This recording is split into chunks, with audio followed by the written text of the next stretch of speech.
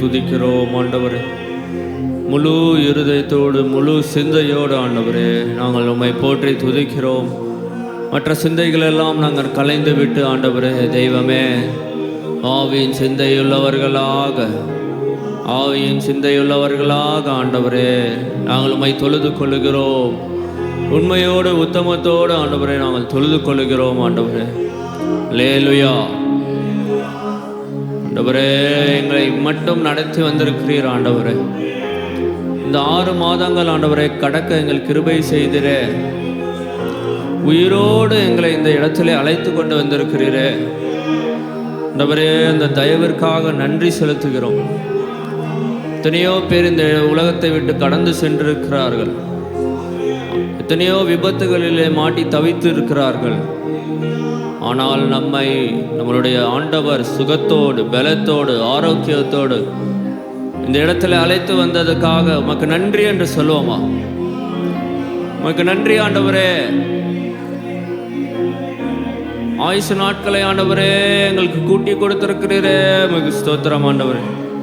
இந்த பாதி வருடத்தை ஆண்டவரே எங்களுக்கு முடிக்க செய்தீரே, உமக்கு ஸ்தோத்திரம். மீதமுள்ள ஆண்டுகளிலும் ஆண்டவரே எங்களை நடத்துவீர் என்பதை நாங்கள் விசுவாசிக்கிறோம். உம்முடைய செயல்களை எங்கள் வாழ்க்கையிலே காண செய்யுங்க ஆண்டவரே. உமது செயல்களை எங்கள் வாழ்க்கையிலே காண செய்யுங்க. நாங்கள் உம்மையே உயர்த்துகிறோம் ஆண்டவரே.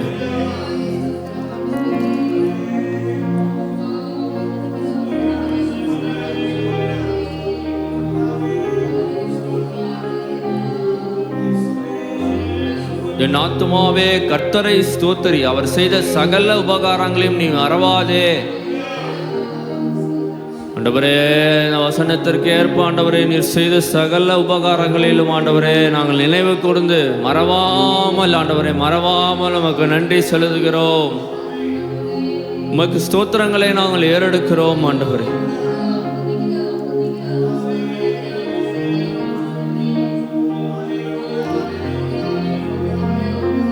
நாம் எல்லாரும் இருக்கையிலிருந்து எழுந்திருந்து உம்மை நடத்தி வந்த தேவனுக்கு நன்றி செலுத்தபடியாக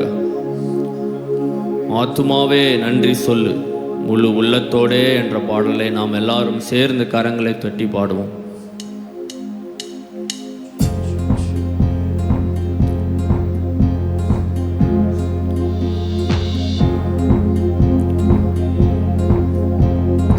ஆத்துமாவே நன்றி சொல்லு முழு உள்ளத்தோடே. ஆத்துமாவே நன்றி சொல்லு முழு உள்ளத்தோடே. ஆத்துமாவே நன்றி சொல்லு முழு உள்ளத்தோடே. ஆத்துமாவே நன்றி சொல்லு முழு உள்ளத்தோடே. குற்றங்களை மன்னித்தாரே, நோய்களை நீக்கினாரே. குற்றங்களை மன்னித்தாரே, என் நோய்களை நீக்கினாரே. படுகொலையினின்று மீட்டாரே, ஜீவனை மீட்டாரே. என்னை படுகொலையினின்று நம்மளுடைய தேவன் கடந்த ஆண்டிலே 6 மாதத்திலே ஜீவனை மீட்டிருக்கிறார். கர்த்தர் அவர் செய்த எல்லா நன்மைகளையும் ஆண்டவரே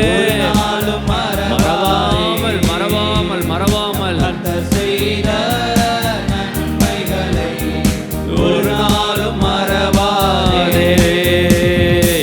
ஆத்துமாவே நன்றி சொல்லு முழு உள்ளத்தோடே.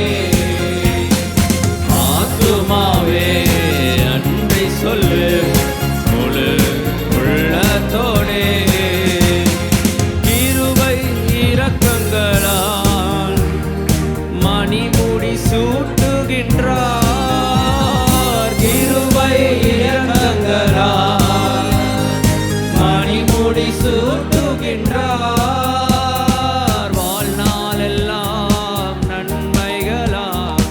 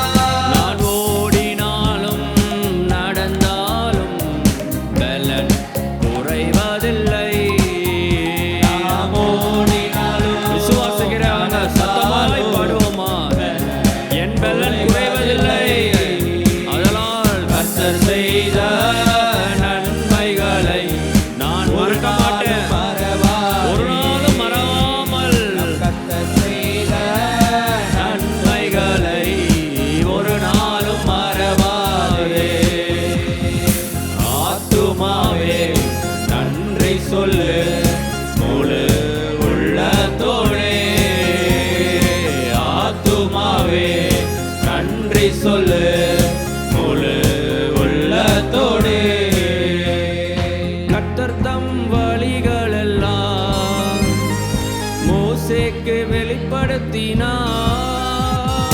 கர்த்தர் வழிகளெல்லாம் மோசேக்கு வெளிப்படுத்தினார். அதிசய செயல்கள் காண செய்தார், ஜனங்கள் காண செய்தார். அதிசய செயல்கள் காண செய்தார், ஜனங்கள் காண செய்தார். சொல்லுவோமா? கர்த்தர் செய்த நன்மைகளை ஒரு நாளும் மறவாதே. கர்த்தர் செய்த என் கர்த்தர் எனக்கு செய்ததை நாளும் மறுபடியும் கர்த்தர் செய்த நன்மைகளை ஒரு நாளும் மறவாதே. ஆமென். கர்த்தர் செய்த என் தேவாதி தேவன், என் கர்த்தாதி ஒரு கர்த்தர் நாளும் மறவாதே. எனக்கு செய்ததை நான் மறவாமல் கர்த்தர் செய்த இந்த ஆசீர்வதிக்கப்பட்ட ஓய்வு நாளில் ஒரு நாளும் நான் மறவாமல் மறவாதே. உம்மை துதிக்கிறோம். கர்த்தர் செய்த அல்லேலூயா. ஒரு நாளும் மறவாதே. ஆத்துமாவே, ஆத்துமாவே நன்றி சொல்லு முழு உள்ளத்தோடே. ஆத்துமாவே நன்றி சொல்லு முழு உள்ளத்தோடே. என் கர்த்தர் செய்த நன்மைகளை ஒரு நாளும் மறவாதே. கர்த்தர் செய்த எத்தனையோ விபத்திலிருந்து நம்மளை காப்பாற்றிய ஒரு கர்த்தரை நாளும் மறவாதே. இம்மட்டும் ஆண்டவரே நடத்தி வந்தீங்களே ஆண்டவரே, இம்மட்டும் நடத்தி வந்திருக்கிறீங்களே ஆண்டவரே. அதிசயமாய் எங்களை வழிநடத்தி வந்தீரே. உமக்கு நன்றி. ஒரு நாளும் மறவாதே. மறவாமல் நன்றி செலுத்துகிறோம். செய்த நன்மைகளை ஒரு நாளும் மறவாதே. என் கர்த்தர், என் கர்த்தர் செய்த நன்மைகளை ஒரு நாளும் மறவாதே. ஆத்துமாவே, ஆத்துமாவே நன்றி சொல்லு முழு உள்ளத்தோடே. ஆத்துமாவே நன்றி சொல்லு முழு உள்ளத்தோடே. கர்த்தர் தம் வழிகளெல்லாம் கர்த்தர் தம் வழிகளெல்லாம் மோசேக்கு வெளிப்படுத்தினார். கர்த்தர் தம் வழிகளெல்லாம் மோசேக்கு வெளிப்படுத்தினார். அதிசய செயல் அதிசய செயல்கள் காண செய்தார், ஜனங்களை காண செய்தார். அதிசய செயல்கள் காண செய்தார், ஜனங்கள் காண செய்தார். கர்த்தர் செய்த நன்மைகளை என் வாழ்விலே அதிசய செயல்களை காண செய்தீங்களே ஆண்டவரே. அற்புதத்தை காண செய்தீங்களே. நாளும் மறவாதே.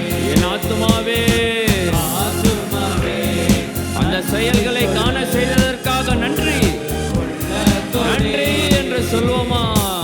ஆத்துமாவே நன்றி சொல்லு உள்ளத்தோடே. கரங்களை தட்டி சொல்லுவோமா? என் ஆத்துமாவே நீ கர்த்தரை ஸ்தோத்திரி, அவர் செய்த நன்மைகளை நீ ஒரு நாளும் மறவாதே என்று சொல்லுவோமா? என் கோட்டையே ஆராதனை உமக்கே,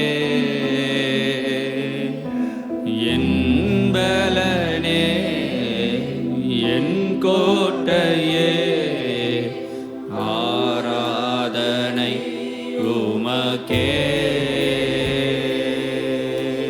மறைவிடமே என் உறைவிடமே ஆராதனை உமக்கே. மறைவிடமே என் உறைவிடமே ஆராதனை உமக்கே. சொல்வோமா? ஆராதனை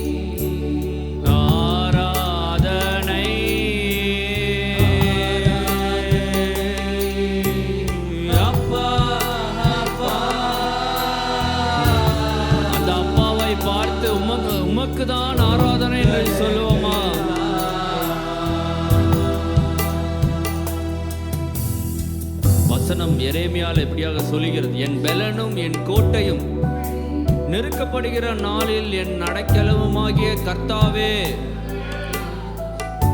புறஜாதிகள் பூமியின் கடையாந்தரங்களிலிருந்து உம்மிடத்தில் வந்து உம்மையே தொழுது கொள்ளுவார்கள் என்று. அல்லேலூயா. புறஜாதியான எங்களையும் ஆண்டவரே தெரிந்தெடுத்தீரே, உமக்கு ஸ்தோத்திரம் ஆண்டவரே. எங்களுக்கு நீர் பெலனும் கோட்டையுமாய் மாறினீரே. நெருக்கப்படுகிற நாளில் என் அடைக்கலமுமான கர்த்தாவே என்று சொல்லுகிற ஒரு கூட்டமாக எங்களை மாற்றினீரே. மக்கே ஆராதனை ஆண்டவரே, மக்கே ஆராதனை ஆண்டவரே. அப்பா மக்கே ஆராதனை. அப்பா என்று கூப்பிட்டதும் புத்திர சுவிகாரத்தின் ஆவியை தந்திருக்கிறீரே. மக்கே ஆராதனை, ஆராதனை ஆண்டவரே.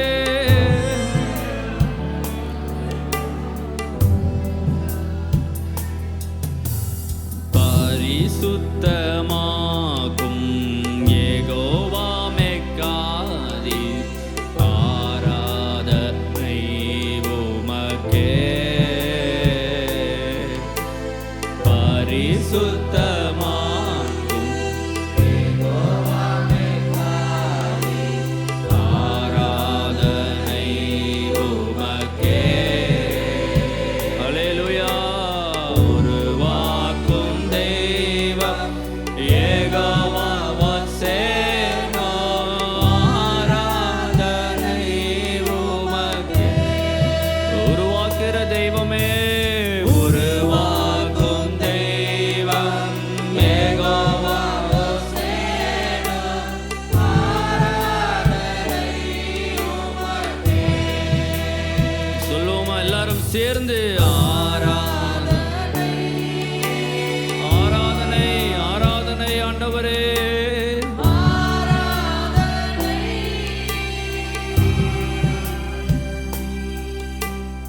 அப்பா அப்பா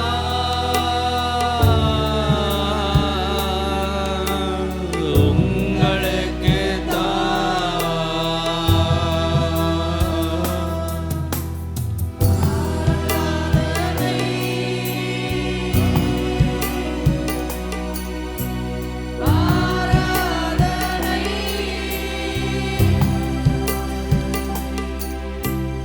அப்பா அப்பா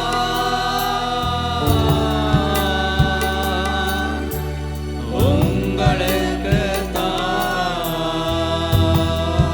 உன்னதரே, உயர்ந்தவரே, உன்னதரே, உயர்ந்தவரே, ஆராதனை உமக்கே.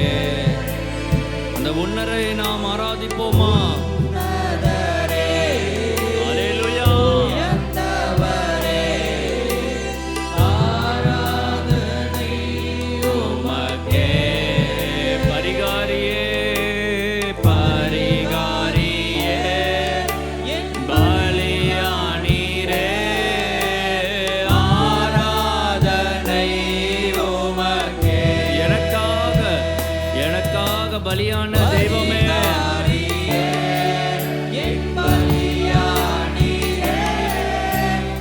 ஆராதனை உமக்கே.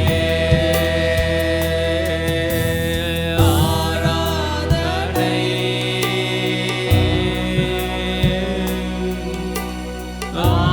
ஆராதனை உமக்கு ஆண்டவரே. அப்பா அப்பா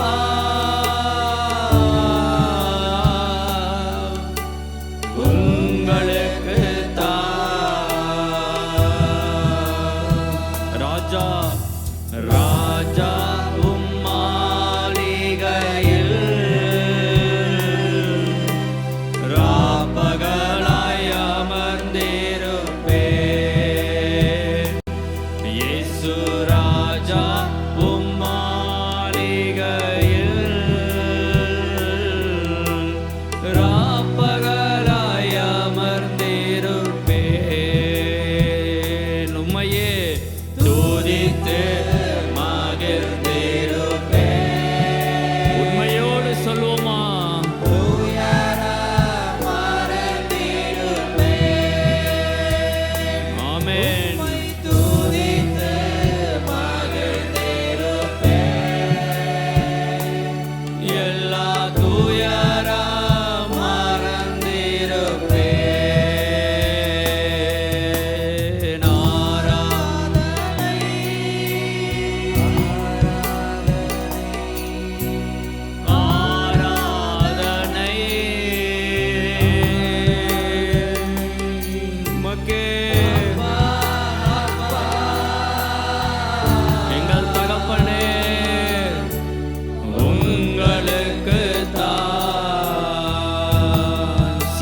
சீர்படுத்தும் சிருஷ்டிகரே, சீர்படுத்தும் எங்களை சீர்படுத்துகிறவர் சிருஷ்டிகர்த்தா நீர் ஒருவரே ஆண்டவரே. சீர்படுத்தும்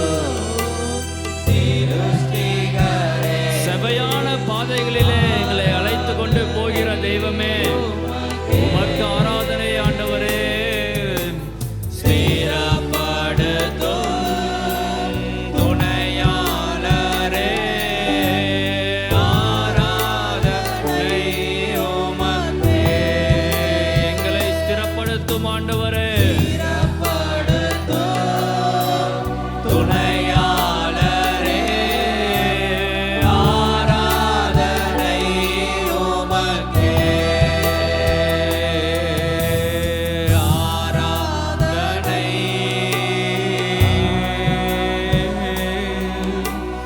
ஆராதனை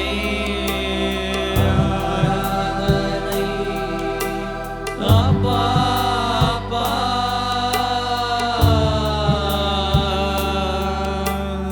உங்களுக்கு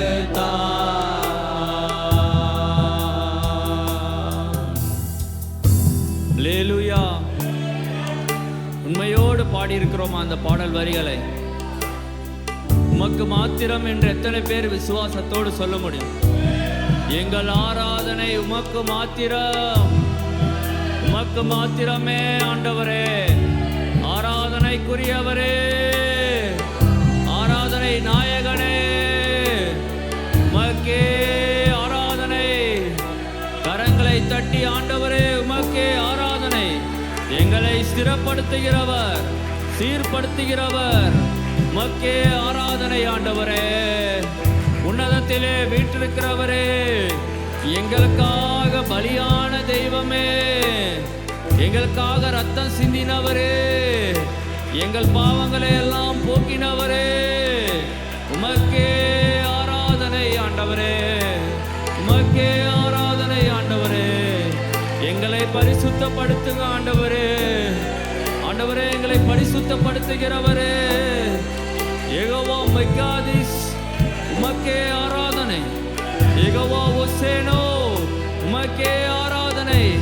எங்களை உருவாக்குகிறவரே, எங்களை உடைத்து உருவாக்குகிற தெய்வமே, உமக்கே ஆராதனை. அல்லேலூயா. எல்லாரும் சேர்ந்து சத்தமாய் வானத்திற்கு நேராக, என் தேவனாய கர்த்தாவே உமக்கே உமக்கே உமக்கே ஆராதனை. எல்லா துதிகளுக்கு பாத்திரரே, மகா மாட்சிமையுள்ளவரே, சிங்காசனத்தில் வீற்றிருக்கிற எங்கள் தெய்வமே, உமக்கே உமக்கே உமக்கே ஆராதனை.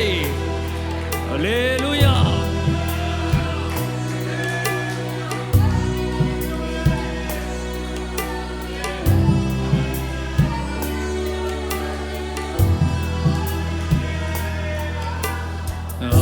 ஆராதனை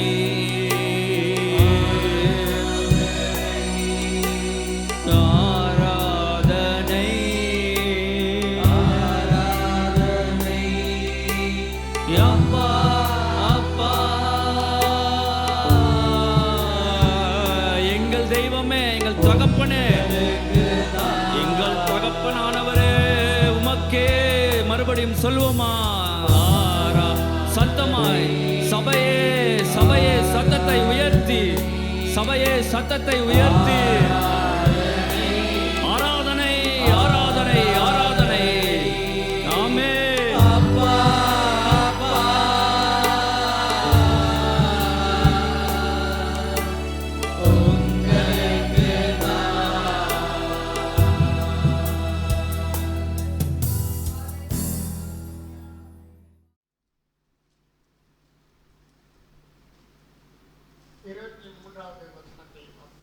என்னோடே இராதவன் எனக்கு விரோதியாய் இருக்கிறான், என்னோடே சேர்க்காதவன் சிதறடிக்கிறான்.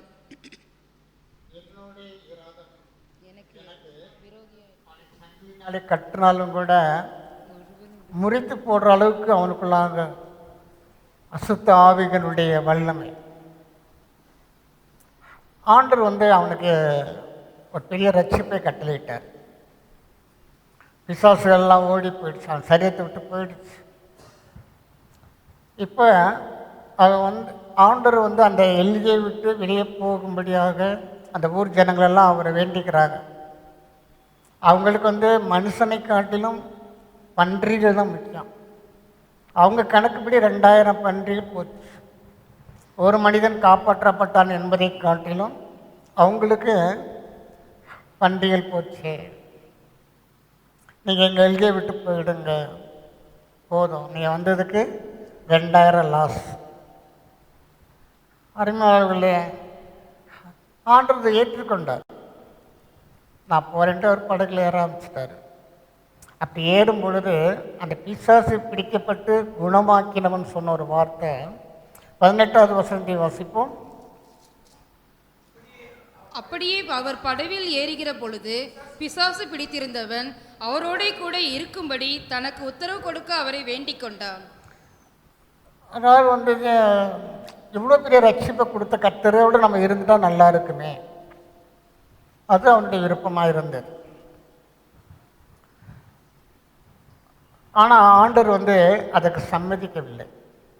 ஆண்டவர் என்ன சொல்கிறார் பார்த்தீங்கன்னா, இயேசு அவனுக்கு உத்தரவு கொடாமல், நீ உன் இனத்தாரிடத்தில் உன் வீட்டிற்கு போய் கர்த்தர் உனக்கு இறங்கி உனக்கு செய்தவைகள் எல்லாம் அவர்களுக்கு அறிவி என்று சொன்னார். நீ உன் இனத்தாரிடத்தில் உன் வீட்டுக்கு போ, கர்த்தர் உனக்கு இறங்கி செய்ததை அவங்களுக்கு போய் நீ சொல்லு. என் பின்னாடி நீ வருவதை காட்டிலும் நீ செய்ய வேண்டிய பிரதானமான வேலை உன் வீட்டுக்கு போ, உன் இனத்தாரிடத்துக்கு போ. நான் உன்னை குணமாக்கினதே பரலோகத்தில் இருக்கிற பிதாவானவர் உனக்கு செய்த இரக்கத்தை அவங்களுக்கு போய் சொல். போய் சொல்ல வேண்டிய காரியங்கள் நம் வாழ்க்கையில் இருக்கிறது. முதலாவது நம்முடைய வீட்டுக்கு போகணும், நம்ம இனத்தாரிடத்துக்கு போகணும். பொதுவாக நாம் இதெல்லாம் செய்வதே கிடையாது, ஆனால் செய்யும்படியாக வேதம் நம்ம கற்றுக் கொடுக்கிறது. என்னோடு சேர்க்காதவன் சிதறடிக்கிறான். உலகம் என்ன சொல்லுது? நான் பெற்ற இன்பம் பெருகை இவ்வையகம். ஆனால் தேவன் நம்ம கொடுத்துருக்கிற மகா பெரிய ரட்சிப்பை நாம் சொல்லும்படியாக, கர்த்தரோடு அவர்களையும் சேர்க்கும்படியாக ஆண்டவர், நீ உன் இனத்தாரிடத்தில் உன் வீட்டிற்கு போ. நீ செய்ய வேண்டிய பிரதானமான காரியம் அங்கு இருக்கிறது, என் பின்னாடி வருவது காட்டிலும். கர்த்தர் உனக்கு இறங்கி உனக்கு செய்தவைகளை எல்லாம் அவர்களுக்கு அறியும். அருமையானவர்களே, நாம் தேவனிடத்தில் பெற்றுக்கொண்ட நன்மைகள் ஏராளம். இத்தனையோ நன்மைகள் தேவன் செய்திருக்கிறார். ஆனால் அதெல்லாம் போய் நம்ம குடும்பத்தில் இருக்கிறவங்களுக்கு, நம்முடைய இனத்தாரிடத்துக்கு நாம் எத்தனை வீதம் சொல்லியிருப்போம் என்பது நமக்கு தான் கேட்கும். ஆனால் பரலோக ராஜ்யம் அதை நம்ம இடத்தில் எதிர்பார்க்கிறது. நீ போக வேண்டியது முதலாவது உன் வீட்டிற்கு போய், உன் இனத்தாரிடத்துக்கு போய், கர்த்தர் உனக்கு இறங்கி செய்தவர்களெல்லாம் சொல்லு.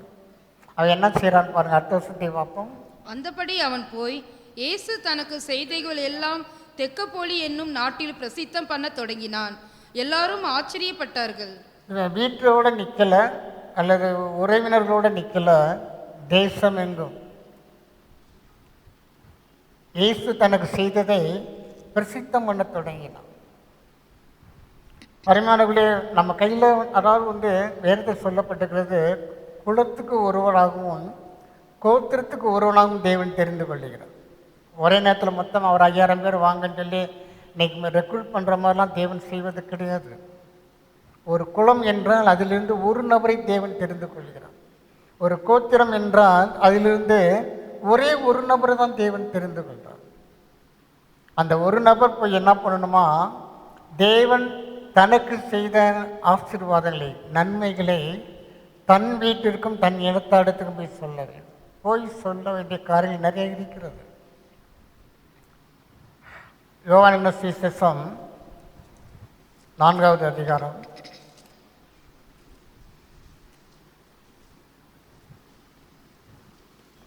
நமக்கு எல்லாத்துக்கும் தெரிஞ்ச சம்பவங்கள் தான், எதுவும் புதியதல்ல.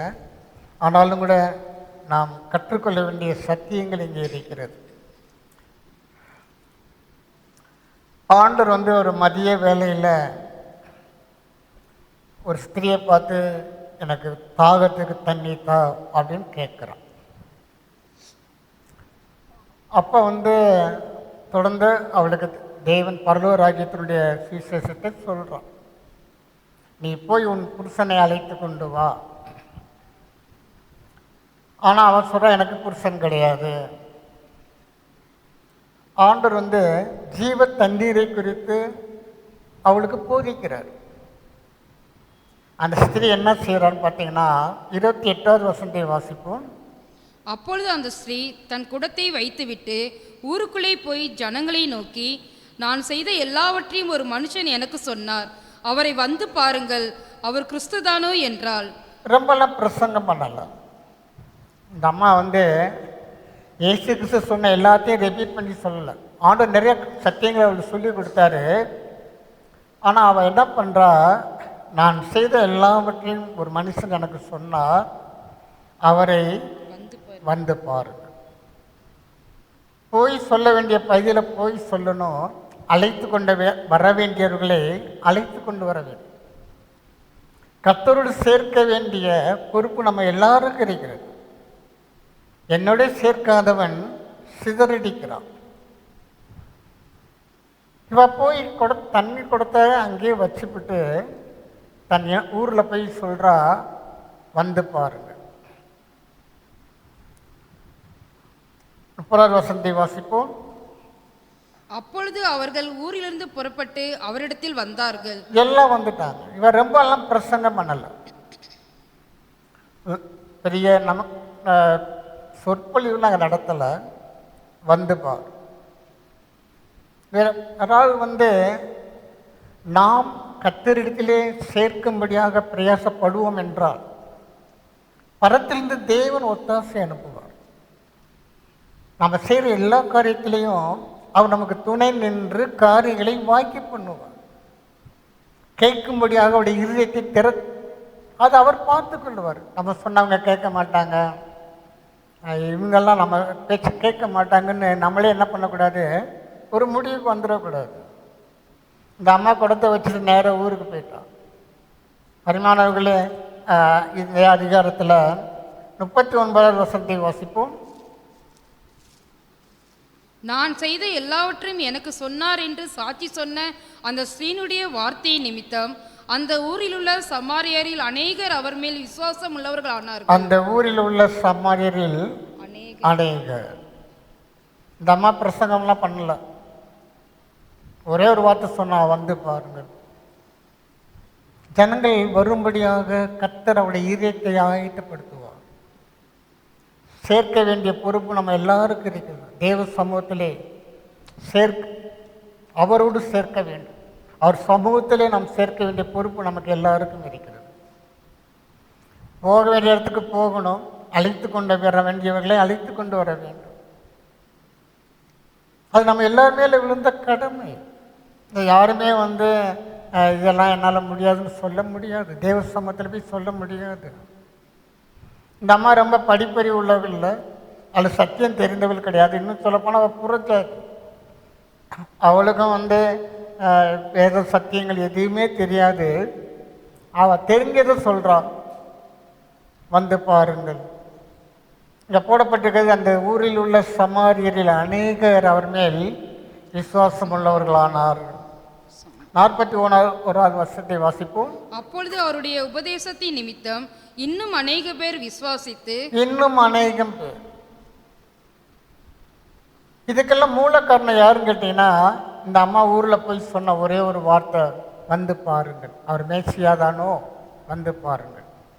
என்ன நடக்குதுன்னு பார்த்தீங்கன்னா 42வது வசனத்தை வாசிப்போம். அந்த ஸ்திரீயை நோக்கி, உன் சொல்லி நிமித்தம் அல்ல, அவருடைய உபதேசத்தை நாங்களே கேட்டு அவர் மெய்யாய் கிறிஸ்துவாகிய உலக இரட்சகர் என்று அறிந்து விசுவாசிக்கிறோம் என்றார்கள். அவருடைய உபதேசத்தை நாங்களே கேட்டு. நம்ம பெருசாக அவங்கள நய வசனிப்பில் சொல்ல அவசியமே கிடையாது. தேவ சமூகத்திலே கொண்டு வந்து சேர்க்கிற வேலையை நம்ம சரியாக செய்வோம் என்றால் மற்றதை அவர் பார்த்து கொள்ளுவார். ஆவியானவர் சகல சத்தியத்தையும் கற்றுக் கொடுக்கிறவர், சகலத்தையும் அவர் நமக்கு போதிக்கிறது. நம்ம கொண்டாந்து சேர்க்கிற வேலையை மட்டும் நம்ம செஞ்சோம் என்றால் மீதத்தை அவர் பார்த்து கொள்ளுவார். என்ன போடப்பட்டிருக்கிறது? அவருடைய உபதேசத்தை நாங்களே கேட்டு அவரை மெய்யாய் கிறிஸ்துவாகிய உலக இரட்சகர் என்று அறிந்து விசுவாசிக்கிறோம். அருமலை இதுதான் சேர்க்கிறது. கர்த்தரோடு ஜனங்களை சேர்ப்பது என்பது இவ்விதமாகத்தான். நம்ம எல்லாருமே பிரசங்கர் கிடையாது, எல்லாருக்கும் அந்த பட்டப்பட்ட அழைப்புகள் இல்லை. ஆனால் வந்து பாருங்கள் என்று சொல்வது யாருனாலையும் முடியும். அதுக்கு பெரிய நமக்கு ஞானம் ரொம்ப திறமை என்றெல்லாம் அவசியமே கிடையாது. வந்து பாருங்கள். இந்த லேகன் பிசாசை பிடித்தவன் ஆண்டு சொன்னார், நம்ம வீட்டுக்கு போ, உன் இனத்தாடத்துக்கு போன்னு சொன்னால் அவன் அதே மீறி தேசமெங்கும் பிரசித்தம் பண்ண தொடங்கிட்டான். ஒரு சரியான ரட்சிப்பை பெற்றுக்கொண்ட ஒரு நபருக்கு அதை மற்றவங்கிட்ட சொல்லாமல் இருக்க முடியாது, அதை அடக்கி வைக்க முடியாது. கர்த்தருடைய சத்தியம் நம்ம இதயத்துக்குள்ளே விழும் பொழுது அது என்ன பண்ணுமா, பொங்கி வெளியே வரும். யார்கிட்டாவது சொல்லலைன்னா அதை அப்படி கண்ட்ரோல் பண்ண முடியாது. ஆண்டு சொல்றாரு, என்னோட சேரு, என்னோட சேர்க்காதவன் சிதறடிக்கிறான். நம்முடைய வாழ்க்கையில் நம்ம கொடுக்கப்பட்ட தருணங்கள் வாய்ப்புகளை பிரயோஜனப்படுத்திக் கொள்ள வேண்டிய பொறுப்பு இருக்கிறது. சமயம் வாய்த்தாலும் வாய்க்காவிட்டாலும், சமயம் வாய்க்குதுன்னா செய்ய, சமயம் வாய்க்கலைன்னா நீ உருவாக்கு. சமயத்தை நீ உருவாக்கி கர்த்தரிடத்திலே ஜனங்களை சேர்க்க வேண்டிய பொறுப்பு நமக்கு இருக்கிறது. பார்த்தீங்கன்னா அவர் மெய்யாய் கிறிஸ்துவாகிய உலக இரட்சகர் என்று அறிந்து விசுவாசிக்கிறோம்.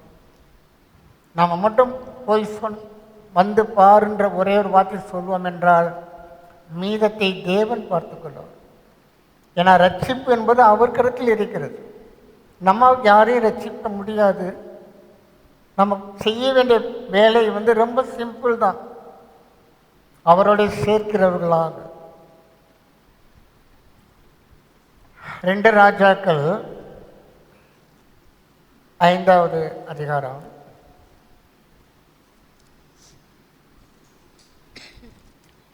2வது வசனத்தை வாசிப்போம். சீரியாவிலிருந்து தண்டுகள் புறப்பட்டு இஸ்ரேல் தேசத்திலிருந்து ஒரு சிறு பெண்ணை சிறைப்பிடித்து கொண்டு வந்திருந்தார்கள். அவள் நாகமானின் மனைவிக்கு பணிவிடை செய்து கொண்டிருந்தாள். இவ ஒரு அடிமை பெண், சிறு பெண் என்று எழுதப்பட்டிருக்கிறது. ஒரு அடல்ட் கிடையாது, ஒரு சின்ன பிள்ளை.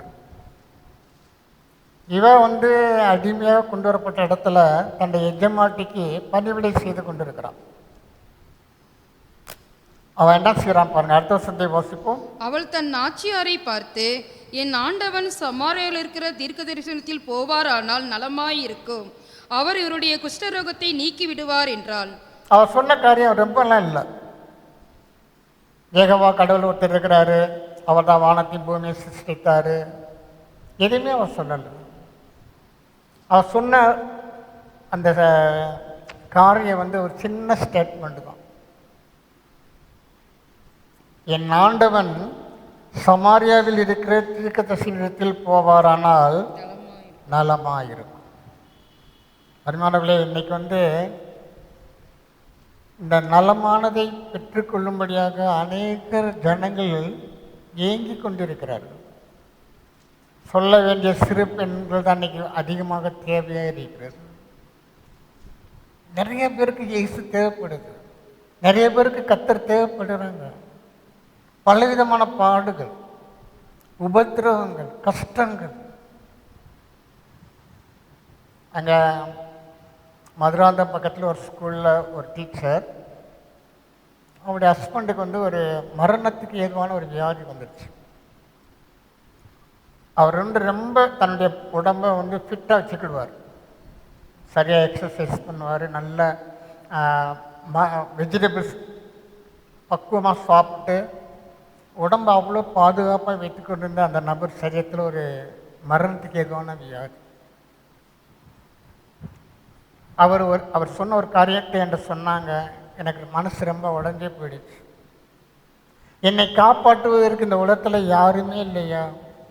மருத்துவர்லாம் சொல்லிட்டாங்க உன்னை காப்பாற்ற முடியாது, உனக்கு மரணம்தான் சொல்லிட்டாங்க, என்னை காப்பாற்றுவதற்கு இந்த உலகத்தில் யாருமே இல்லையா? நான் உடனே ஃபோன் பண்ணி அவங்கள காண்டாக்ட் பண்ணும்பொழுது அவர் இறந்துட்டார். Very fast. அவர் ஒரு அதிர்ச்சிகரமான மரணம். எனக்கு அவர் இறந்துட்டான் போதே எனக்கு ரொம்ப ஐயோ, கர்த்தர் ஒருத்தர் இருக்கிறாருன்னு சொல்கிறதுக்கு கூட வாய்ப்பு இல்லாமல் போயிடுச்சு. அப்போ தான் ஆண்டவர் சொன்னார், இந்த மாதிரி நிறைய பேர் இருக்கிறாங்க சமுதாயத்தில், எனக்கு உதவி செய்கிறதுக்கு யாருமே இல்லையா, என்னை காப்பாற்றுவதற்கு இந்த உலகத்தில் யாருமே இல்லையா என்று ஏங்குகின்ற நபர்கள் திரளாக இருக்கிறார்கள். நீ போனால் நலமாயிருக்கும் என்று சொல்லக்கூடிய நபரை இந்த உலகம் நமக்கு எதிர்பார்த்து கொண்டிருக்கிறது.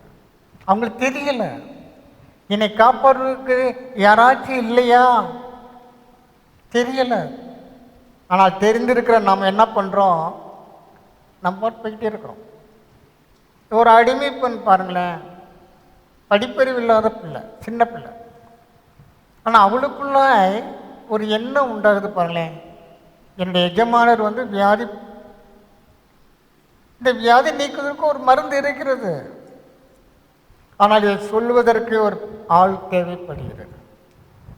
அப்பெரிய படை தளபதி தான், பராக்கிரமசாலி என்று தான் வேதத்தில் சொல்லப்பட்டிருக்கிறது. ஆனால் அவன் குஷ்டத்தை நீக்க வேண்டுக்கு அவனுக்கு வழி தெரியல. ஆனால் அதை தெரிந்த ஒரு சிறு பெண் அங்கே இருக்கிறார். நான் சொன்ன ஒரே ஒரு காரியம் என்னத்தம்மா, என் ஆண்டவன் சமாரியாவில் இருக்கிற தீர்க்கதரிசியினிடத்தில் போவாரானார். இதை சொல்கிறதுக்கு ரொம்ப படிப்பறிவு தேவையில்லை, இதை சொல்கிறதுக்கு ரொம்ப அபிஷேகம்னா நமக்கு தேவையே கிடையாது.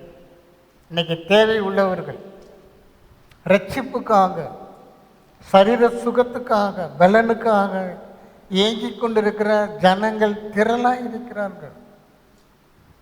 ஆனால் அதை அறிந்திருக்கிற நாம் மௌனமாக இருக்கிறோம். அருமையானவர்களே, கர்த்தரிடத்திலே சேர்க்காதவன் சிதறடிக்கிறோம். நம்ம அறிந்தோ அறியாமலோ கர்த்தரிடத்தில் கூட்டு சேர்க்கிற பொறுப்பில் ஏனோ தானோன்னு போய்கிட்டு இருக்கிறோம். என்ன நடக்குன்னு பாருங்க. 15வது வசனத்தை வாசிப்போம்.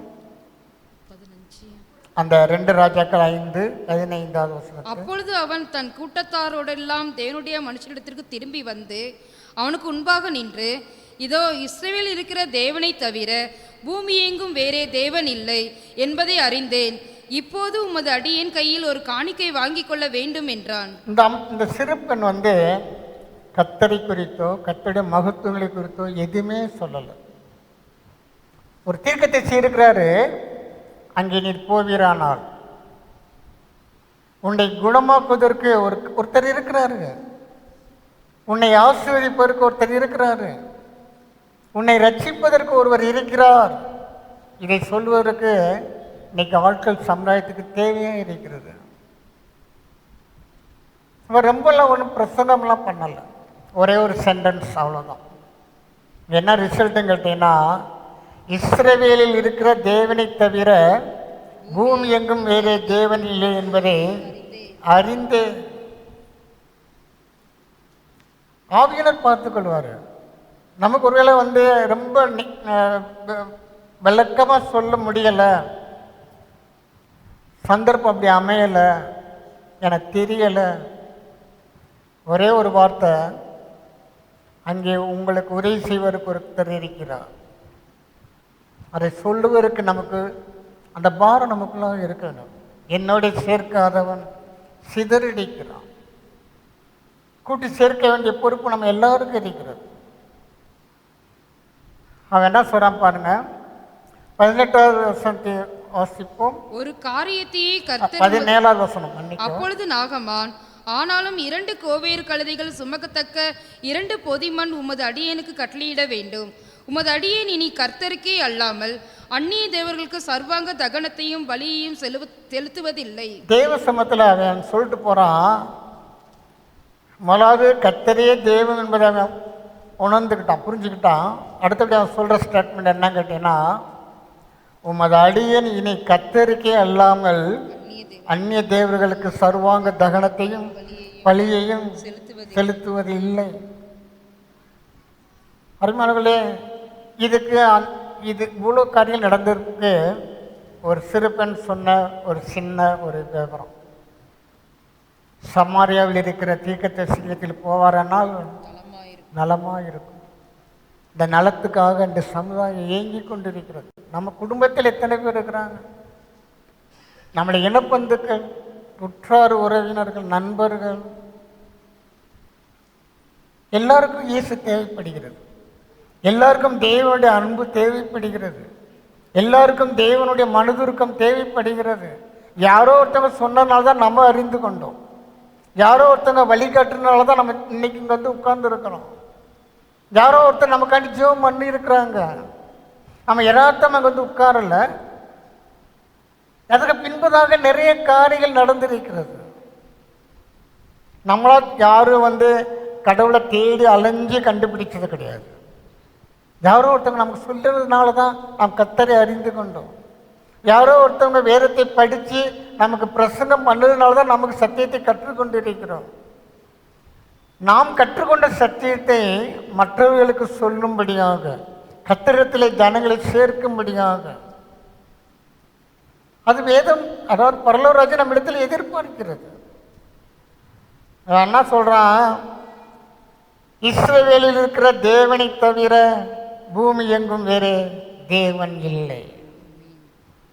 நம்ம சொல்றத, நம்ம செய்கிறது சின்ன காரியமாக இருந்தாலும் கூட அதை விளங்க பண்ணுகிறவர், வாய்க்க பண்ணுகிறவர் கர்த்தர். நம்ம செய்கிறத செஞ்சா போதும், மிச்சதை அவர் பார்த்துக்கிடுவார். ஆனால் அதை சொல்ல வேண்டிய பொறுப்பு நமக்கு இருக்கிறது. அருமையானவர்களே, இந்த அடையாளத்தில் முதல் வருஷத்தை வாசிப்போம். சீரிய ராஜாவின் படைத்தலைவனாகிய நாகமான் என்பவன் தன் ஆண்டவனிடத்தில் பெரிய மனுஷனும் எண்ணிக்கைக்குள்ளவனுமாயிருந்தான். அவனை கொண்டு கர்த்தர் சீரியாவுக்கு ரட்சிப்பை கட்டளையிட்டார். அவனை கொண்டு கர்த்தர் சீரியாவுக்கு, அவங்க வந்து யூத வம்சத்தை சேர்ந்தவங்க கிடையாது, இஸ்ரேல் தேசம் கிடையாது. ஆனால் தேவன் அவர்களை குறித்து ஒரு நோக்கம் வச்சிருக்கிறார். அந்த நோக்கத்தை நிறைவேற்றுவதற்கு ஒரு சிறு பெண்ணும் தேவையாக இருந்தது. இன்னைக்கு எத்தனையோ பேருடைய ரட்சிப்புக்கு நம்முடைய வாயிலிருந்து வரக்கூடிய வார்த்தைகள் அவசியமாக இருக்கிறது. இந்த பக்கம் போங்க, நீ அங்கே போனால் ஒரு தீர்க்கதரிசி இருக்கிறாரு, உன் வியாதி நீங்கி நீ சுகமடைகிறதுக்கு அங்கே ஒரு வாய்ப்பு இருக்கிறது. இதை சொல்வதற்கு ஒரு ஆள் தேவை.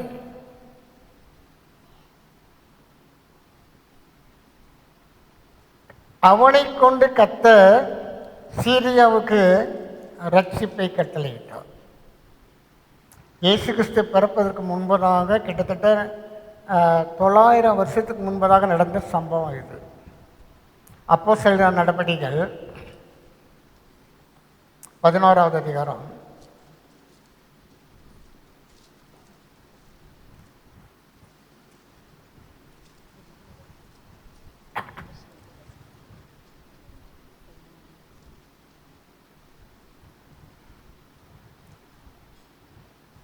இருபதாவது வருஷத்திலிருந்து வாசிப்போம். அவர்கள் சீப்பு தீவாரும் சீரேனை பட்டணத்தாருமாகிய சிலர் அந்நியோகியா பட்டணத்துக்கு வந்து கிரேக்கருடனே பேசி கர்த்தராகிய இயேசுவை குறித்து பிரசங்கித்தார்கள். இந்த அந்தியோகியா இருக்கு பார்த்தீங்களா, அந்தியோகியா பட்டணம், அது சீரியா தேசத்தினுடைய தலைநகரம். அன்னைக்கு ஒரு மனிதன் கர்த்தரை அறிந்து கொண்டான். ஒரே ஒரு மனிதனை கொண்டு கர்த்தர் அந்த சீரியா தேசத்தை ரட்சிப்பதற்கு சித்தமாக இருந்தார். அந்த ஒரு மனிதனுடைய விழுந்த அந்த ரட்சிப்புன்ற வித்து ஆனது அந்த தேசம் முழுவதும் பரவி இங்கே போடப்பட்டிருக்கிறது. அந்தியோகியா பட்டணத்துக்கு வந்து கிரேக்கருடனே பேசி கர்த்தராகிய இயேசு கிறிஸ்துவை குறித்து பிரசங்கித்தார்கள். அடுத்த வசனம். கர்த்தருடைய கரம் அவர்களுடைய இருந்தது.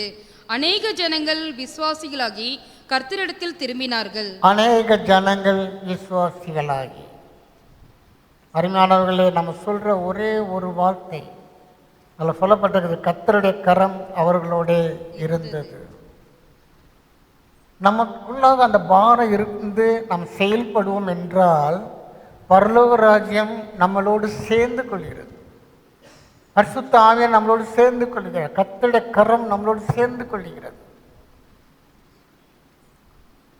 அநேகர் அதில் போடப்பட்டிருக்குது, அநேக ஜனங்கள் விசுவாசிகளாகி கர்த்தரிடத்தில் திரும்பினார்கள்.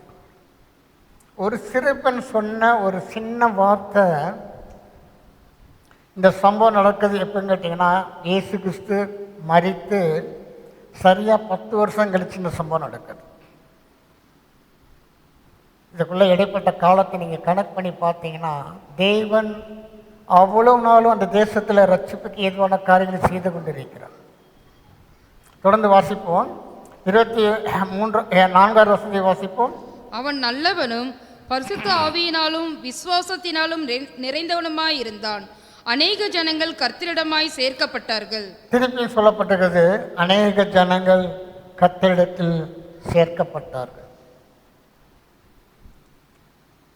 அதாவது உன் ஆகாரத்தை தண்ணீர் மேல் போடு, அநேக நாட்களுக்கு பின்பு காண முடியும். போட்டால் தானே காண முடியும். போடாமல் விதைக்காமல் அறுவடை கிடையாது. விதைப்பு ஒன்று இருந்தால்தான் அறுவடை என்பதை நம்ம எதிர்பார்க்க முடியும். என்னைக்கு ஒரு சிறுபெண் சொன்னா, ஆனால் தேவனுடைய கரம் அங்கே இருந்தது. அவன் பெருசாகலாம் பிரசங்கம்லாம் பண்ணலை. அவளுக்கு என்ன தெரியுமோ அதுதான் சொன்னான். அவ்வளோதான், முடிஞ்சு போச்சு. அருமானவர்களே, அந்த 26வது வசனத்தை வாசிப்போம். அவர்கள் 1 வருஷ காலமாய் சபையோடே கூடியிருந்து அநேக ஜனங்களுக்கு உபதேசம் பண்ணினார்கள். முதல் அந்தியோகியாவிலே சீஷர்களுக்கு கிறிஸ்தவர்கள் என்கிற பெயர் வழங்கிற்று. ஆக்சுவலாக எருசலேமுக்கு இந்த வாய்ப்பு கிடைக்கல பாருங்களேன். சியோன் நகரம், மகாராஜாவின் நகரம், இப்படி சொல்லப்படுகிற எருசலேம் பட்டணத்துக்கு இந்த வாய்ப்பு கிடைக்கல. அந்தியோகியா என்பது சீரியா தேசத்தினுடைய தலைநகரம். அவங்களாம் யூதர்கள் கிடையாது, வாக்குத்தத்தத்தின் பிள்ளைகள் கிடையாது. ஆனால் தேவன் அவர்களை ரட்சிப்பதற்கு சித்தம் உள்ளவராக இருக்கிறார். இன்றைக்கும் நிறைய பேர் அப்படி தான் இருக்கிறாங்க. கர்த்தர் அவங்க மேலே ஒரு பிளான் வச்சிருக்கிறாரு. ஆனால் அதை சொல்வதற்கு நம்முடைய நாக்கு தேவைப்படுகிறது. ஒரு சிறுபெண் சொன்னதுக்கே இவ்வளோ ரிசல்ட் வருதுன்னா எவ்வளோ ஆச்சரியம் பாருங்களேன். முதல் அந்தியோக்கியாவிலே சீசர்களுக்கு கிறிஸ்தவர்கள் என்கிற பெயர். இதை படிக்க ரொம்ப ஆச்சரியமாக இருந்தது. கர்த்தர் இந்த ஸ்லாக்கியத்தை யாருக்கு கொடுக்குறாரு பாருங்களேன். யூதர்களுக்கு இந்த வாய்ப்பு கிடைக்கல, இஸ்ரேல் ஜனங்களுக்கு இந்த வாய்ப்பு கிடைக்கல. நம்ம இன்னைக்கு விதைக்கிற ஒரு வசனம் நாளைக்கு எவ்வளோ பெரிய காரியங்களை செய்வதற்கு வாய்ப்பு இருக்கிறது. அந்த சிறுபெண் நான் யோசித்து பார்த்துருப்பாளா? நம்ம இப்படி சொல்கிறோம், இப்படிலாம் நடக்கும்னு சொல்லி அந்த பொண்ணு நினச்சி பார்த்துருப்பாளா? அவள் மனசில் அவளுக்கு என்ன தெரிஞ்சதோ அதை சொன்னால் தேவன் அதை ஆசீர்வதித்தார். கர்த்தரோடு சேர்க்க வேண்டிய பொறுப்பு நம்ம எல்லாருக்கும் இருக்கிறது. கர்த்தரோடு சேர்க்க வேண்டிய பொறுப்பு. அருமையானவர்களே, இந்த இதே மாதிரி பார்த்தீங்கன்னா 9வது அதிகாரத்தில், இந்த அப்போஸ்தலர் 9வது அதிகாரம் 3வது வசனத்தை வாசிப்போம். அவன் பிரயாணமாய் போய் தமஸ்குவுக்கு சமீபித்த போது சடுதியிலே வானத்திலிருந்து ஒரு ஒளி அவனை சுற்றி பிரகாசித்தது. சவுல் பவுலாய் மாறுகிற சம்பவம் இங்கே தான் நடக்கிறது. சவுல் என்ன பண்ணுறான்? விசுவாசிகளை அழிக்கும்படியாக பிரதான ஆசாரியன்ற உத்தரவு வாங்கி கொண்டு மீண்டும் எருசலேம் பட்டணத்துக்கு வரும் பொழுது தமஸ்குக்கு சமீபித்த போது, இந்த தமஸ்கு என்றது அதுன்னு கேட்டிங்கன்னா சீரியாவில் உள்ள முக்கியமான பட்டணங்கள் இது ஒன்று. நீங்கள் வேதாகமத்தை எடுத்து படித்து பார்த்தீங்கன்னா உங்களுக்கு புரியும். சீரியாவுடைய தலைநகரம் அந்தியோக்கியா, அதுக்கு அடுத்தபடியாக முக்கியத்துவம் வாய்ந்த ஒரு பட்டணம் தமஸ்கு. அங்கே தான் பவுல்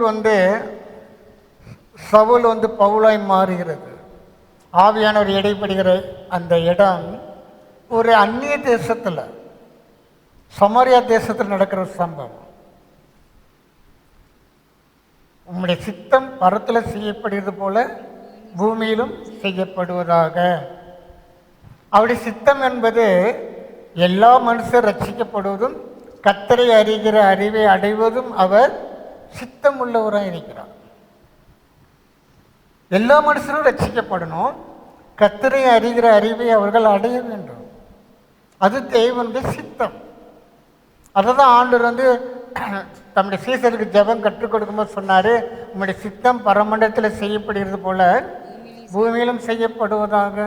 இந்த ஜெபத்தை நம்ம 8 இடங்களில் சொல்லியிருக்கிறோம். ஆனால் அந்த சித்தத்தின்படி நம்ம செய்கிறோமா?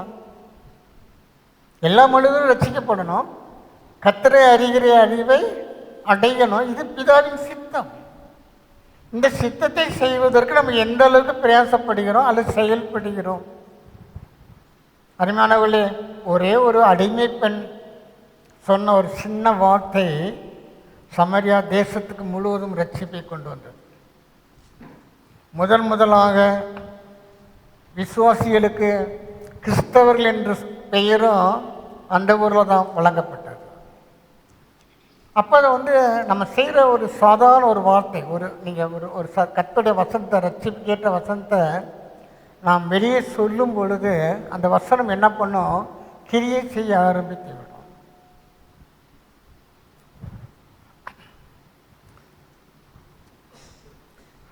1 கொரிந்தியர் 1 அதிகாரம்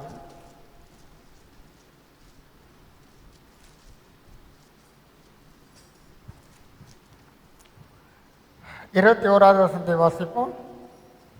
எப்படியெனில் தேவ ஞானத்துக்கேற்றபடி உலகமானது சுய ஞானத்தினாலே தேவனை அறியாதிருக்கையில் பைத்தியமாக தோன்றுகிற பிரசங்கத்தினாலே விசுவாசிகளை ரட்சிக்க தேவனுக்கு பிரியமாயிற்று. பைத்தியமாக தோன்றுகிற பிரசங்கத்தினாலே விசுவாசிகளை ரட்சிக்க தேவனுக்கு பிரியமாயிற்று. இதெல்லாம் சொல்லி அவங்க யார் கேட்க போறா? இதெல்லாம் யார் கேட்டு ரட்சிக்கப்பட போறா? நமக்கு ஒருவேளை அது பைத்தியமாக தோன்றலாம், ஆனால் தேவனுக்கு அதுதான் பிரியமாக இருக்கிறது. ரொம்ப நயவசனிப்போடு பேச வேண்டிய அவசியமே கிடையாது. இந்த வந்து தேவனுடைய ரட்சிப்பை இந்த உலக ஞானத்தினாலே கற்றுக்கொள்ள முடியாது. உலக ஞானத்தினாலே இதை புரிந்து கொள்ள முடியாது. அங்கே வந்து ஆவியானவர் என்ன சொல்றாரு?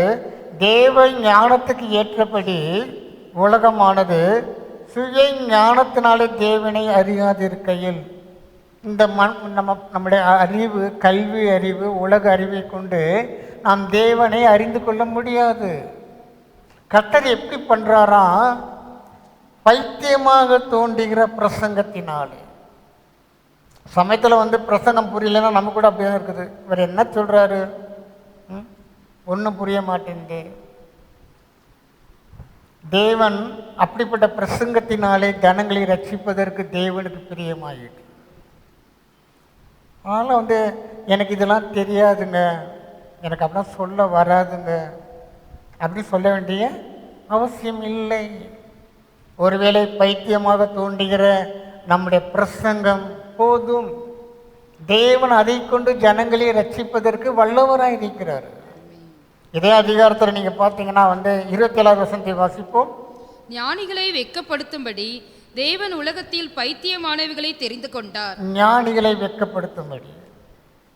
இன்னைக்கு வந்துலாம் வந்து இந்த பைபிளை எழுந்தது யாருன்னு கேட்டிங்கன்னா, இது மத்தேயு, மார்க்கு, லூக்கா, யோவான், இவங்கெல்லாம் வந்து லூக்கா மருத்துவர்னு போட்டிருக்குது. மற்றவர்கள்லாம் வந்து மீன் பிடிக்கக்கூடிய சாதாரண மனிதர்கள். இவங்களாம் ரொம்ப படித்தவங்க கிடையாது. அவங்களுடைய தொழில் வந்து மீன் பிடிக்கிறது தான் தொழில். ஆனால் தேவன் அவர்கள் மூலமாக தான் அந்த சத்தியத்தை நம்ம கையில் கொடுத்துருக்கிறார். இன்றைக்கி இதை படித்து PhD வாங்கிட்டு மனுஷன் காலரை தூக்கி விட்டுக்கிறான். நாங்களாம் ரொம்ப படிப்பாளிகளாகும். ஆனால் அதை கொடுத்தது யாருதுமா?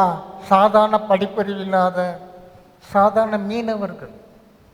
தேவன் அப்படிப்பட்டவர்களை தான் தெரிந்து கொண்டார். இந்த சத்தியத்தை அப்படிப்பட்ட மூலமாக தான் நமக்கு கொடுக்கப்பட்டிருக்கிறது. இவங்களாம் ரொம்ப கல்விமான்கள் கிடையாது. அதனால தான் ஆண்டவர் அந்த 4 சுவிசேஷ புஸ்தகத்தையும் புதிய ஏற்பாடுல முதலாவது வச்சிருக்கிறார். அவங்க எழுதினவங்கள ரொம்ப கல்விமான்கள் கிடையாது. வேதத்தில் சொல்லப்பட்டிருக்கிறது, ஞானிகளை வெட்கப்படுத்தும்படி தேவன் உலகத்தில் பைத்தியமானவர்களை தெரிந்து கொண்டார்.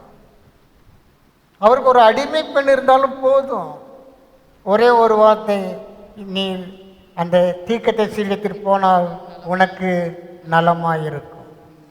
இதை சொல்றதுக்கு ரொம்ப கல்வியறிவு தேவை கிடையாது. அருமையானவர்களே, அடுத்தபடியாக போடப்பட்டிருக்கிறது, பலம் உள்ளவைகளை வெட்கப்படுத்தும்படி தேவன் உலகத்தில் பலவீனமானவைகளை தெரிந்து கொண்டார். நாங்கள்லாம் பலவீனமான பாண்டம், எங்களுக்கெல்லாம் ஒன்றும் தெரியாது. அப்போ தான் நம்ம ரொம்ப சீரியஸ் ஆகிடுவோம். நாங்கள் மந்த நாவு, திக்கு வாயி, என்னென்ன இருக்குதோ அவளையும் எடுத்து விடுவோம். ஆனால் ஆண்டவர் சொல்றாரு, உனக்கு மந்த நாவு இருக்கா, பரவாயில்லை. நீ திக்கு வாயனா, பரவாயில்லை, அதை நான் பார்த்துக்கிறேன். நீ வாயை திறந்து பேசுனா போதும். கர்த்தர் அப்படிலாம் விட மாட்டார். மோசே அப்படிதான் சொல்லி பார்த்தான், கர்த்தர் விடலை, ஒரே அமுக்கு அமுக்கிட்டார். கர்த்தர் முன்குறிச்சிட்டாருன்னு வச்சுக்கோங்களேன், அதை யாருமே மாற்ற முடியாது. நீ மந்த நாவாக இருந்தாலும் சரி, திக்கு வாயனா தான் சரி, ரட்சிக்கிறது கர்த்தர், நம்ம கிடையாது. நம்ம வாய் சாதுரியத்தில் யாரையும் ரட்சிக்க முடியாது, யாரையும் கிறிஸ்துக்குள்ள வழி நடத்த முடியாது. சொல்கிறத சொன்னால் போதும், மீதத்தை அவர் பார்த்து கொள்ளுவார். இங்கே போடப்பட்டிருக்கிறது, உள்ளவைகளை 28வது வசனத்தை வாசிப்போம். உள்ளவைகளை அவமாக்கும்படி உலகத்தின் இழிவானவைகளையும் அற்பமாய் எண்ணப்பட்டவைகளையும் இல்லாதவைகளையும் தேவன் தெரிந்து கொண்டார். இழிவானவைகளையும் அற்பமாய் எண்ணப்பட்டவைகளையும் இல்லாதவைகளையும். அருமையானவர்களே, கர்த்தர் தெரிந்து கொள்கிற விதமே வித்தியாசமானது. எனவே நம்ம செய்ய வேண்டியது என்னத்தம்மா, ஒப்பு கொடுக்கணும். ஆண்டவரே, என் நாக்கை ஒப்பு கொடுக்குறேன். ஆண்டவர், கத்தரித்தல் சேர்க்க வேண்டிய பொறுப்பு நமக்கு இருக்கிறது. என்னுடைய சேர்க்காதவன் சிதறடிக்கிறான். சபையோட நிலைமை குறித்து இங்கே ஒரு சம்பவம் சொல்லப்பட்டிருக்கிறது. 2 ராஜாக்களின் புஸ்தகம்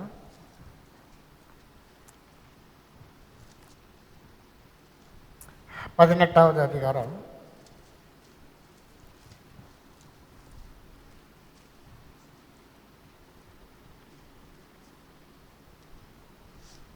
எசேக்கியா ராஜாவை குறித்து இங்கே சொல்லப்பட்டிருக்கிறது. நீங்கள் வீட்டில் போய் விவரமாக படிச்சுக்கோங்க. 3வது வசனம் வாசிப்போம். அவன் தன் தகப்பனாகிய தாவீது செய்தபடியெல்லாம் கர்த்தரின் பார்வைக்கு செம்மையானதை செய்தான். முதலாவது காரியம், தன் தகப்பனாகிய தாவீது செய்தபடி எல்லாம் கர்த்தரின் பார்வைக்கு செம்மையானதை செய்தான். அடுத்த வசனம், அவன் மேடைகளை அகற்றி சிலைகளை தகர்த்து விக்கிரக தோப்புகளை வெட்டி மோசே பண்ணியிருந்த வெண்கல சர்ப்பத்தை உடைத்து போட்டான். அந்நாட்கள் மட்டும் இஸ்ரேல் புத்திரர் அதற்கு தூபம் காட்டி வந்தார்கள். அதற்கு நிகுஸ்தான் என்று பெயரிட்டான்.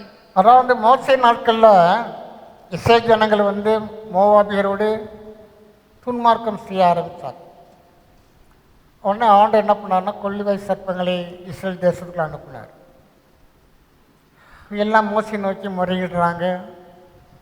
அப்போ ஆண்டு சொன்னார், நீ ஒரு வெங்கலத்தில் ஒரு சர்ப்பத்தை உண்டு பண்ணு, அது ஒரு கோளில் மேலே உயரமாக தெரியும்படி அதை மாற்றி வை. ஒரு வேளை சர்ப்பம் கடிக்கப்பட்டவன் அதை நோக்கி பார்ப்பான் என்றால் அவன் பிழைத்து கொள்ளட்டும் என்று கர்த்தர் ஒரு அந்த நேரத்துக்கு ஒரு ரெமெடி உண்டு பண்ணார். இவன் என்ன பண்ணிட்டான்னா, அதை ஸ்ட்ராங்காக பிடிச்சிட்டான், கர்த்தரை விட்டுட்டான், அந்த சர்ப்பத்தை பிடிச்சிட்டான். இதில் போடப்பட்டுக்கிறது, அதை மோசே உண்டு பண்ணியிருந்த வெண்கல சர்ப்பத்தை உடைத்து போட்டான். இவன் தான் அதுக்கு முடிவு கட்டுறான். அது வரைக்கும் இஸ்ரேல் ஜனங்கள் அதற்கு தூபம் காட்டி வந்தார்கள்.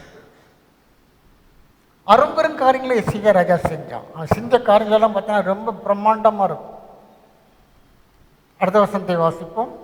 அவன் இஸ்ரவேலின் தேவனாகிய கர்த்தரின் மேல் வைத்த நம்பிக்கையிலே அவனுக்கு பின்னும் அவனுக்கு முன்னும் இருந்த யூதாவின் ராஜாக்களில் எல்லாம் அவனைப் போல் ஒருவனும் இருந்ததில்லை. அவனுடைய அந்த விசுவாசத்தை பார்த்தீங்கன்னா அவனுக்கு முன்னாடியே அப்படிப்பட்ட ஒரு ராஜா இல்லை, அவனுக்கு பின்பதாக அப்படி யாரும் எழும்பல. விசுவாசம் வல்லன். 6வது வசனம்.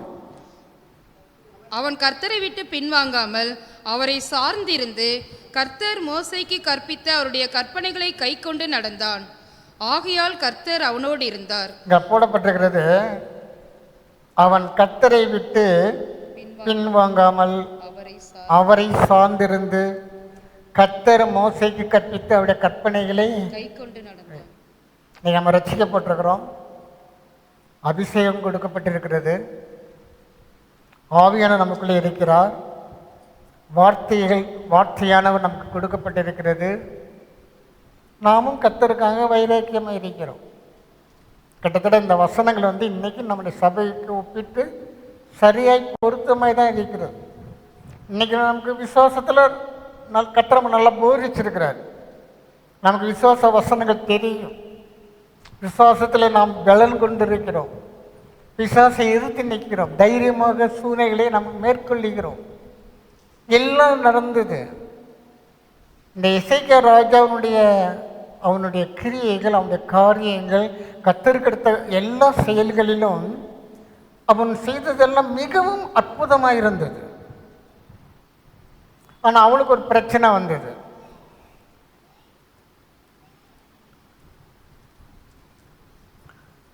இருபதாவது அதிகாரம் 1வது வசனத்தை வாசிப்போம். அந்நாட்களில் எசேக்கியா வியாதிப்பட்டு மரணத்துக்கு ஏதுவாய் இருந்தான். இது அவனுக்குள்ள திடீர்னு ஒரு பிரச்சனை வந்துருச்சு. மரணத்துக்கு ஏதுவான ஒரு வியாதி. ஆனால் அவன் கர்த்தரை நோக்கி விண்ணப்பிக்கிறான். கர்த்தர் அவனுடைய ஜெபத்தை ஏற்றுக்கொண்டான். அவனுக்கு கர்த்தர் ஆயுசு நாட்டில் கூட்டி கொடுக்குறாரு. இது பின்பதாக ஒரு சம்பவம் நடக்கிறது. 12வது வசனத்தை வாசிப்போம். அக்காலத்திலே பலதானின் குமாரனாகிய பெரோதாத் பலதான் என்னும் பாபிலோன் ராஜா எசேக்கியா வியாதிப்பட்டிருக்கதை கேட்டு அவனிடத்திற்கு நிருபங்களையும் வெகுமானத்தையும் அனுப்பினான். இவனுக்கு சுகமானதை கேள்விப்பட்ட உடனே பாபிலோன் தேசத்து ராஜா நிருபங்களெல்லாம் அனுப்பி விசாரிக்கிறான். என்னப்பா நீ சுகமாயிட்டிய, எப்படி? அருமையானவர்களே, நாம் கத்திடத்தில் எவ்வளோ நன்மைகளை பெற்றிருக்கிறோம்.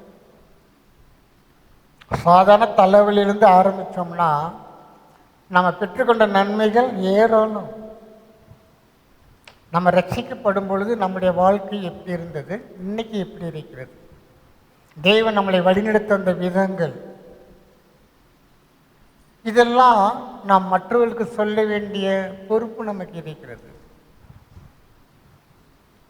ஒரு சரீரத்தில் 6000 அசுத்த ஆவிகள் இருந்தது. அவருடைய நிலைமை எவ்வளோ பயங்கரமாக இருந்தது என்று வேதத்தில் சொல்லப்பட்டிருக்கிறது. ஆனால் கர்த்தர் அவனுக்கு இறங்கி அவனை குணமாக்கின பிறகு அவன் தன் வீட்டுக்கு மாத்திரமல்ல, தன் இடத்துக்கு மாத்திரமல்ல, தேசம் முழுவதும் தேவனுடைய நாமத்தை பிரசித்த பண்ண தொடங்கிட்டான்.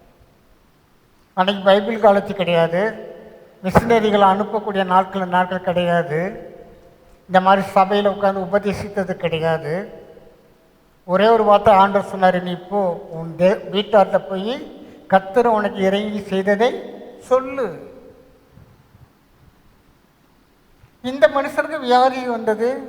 அவனும் ஜெபம் பண்ணினான். கர்த்தர் அந்த ஜெபத்தை கேட்டார், பதில் கொடுத்தார்.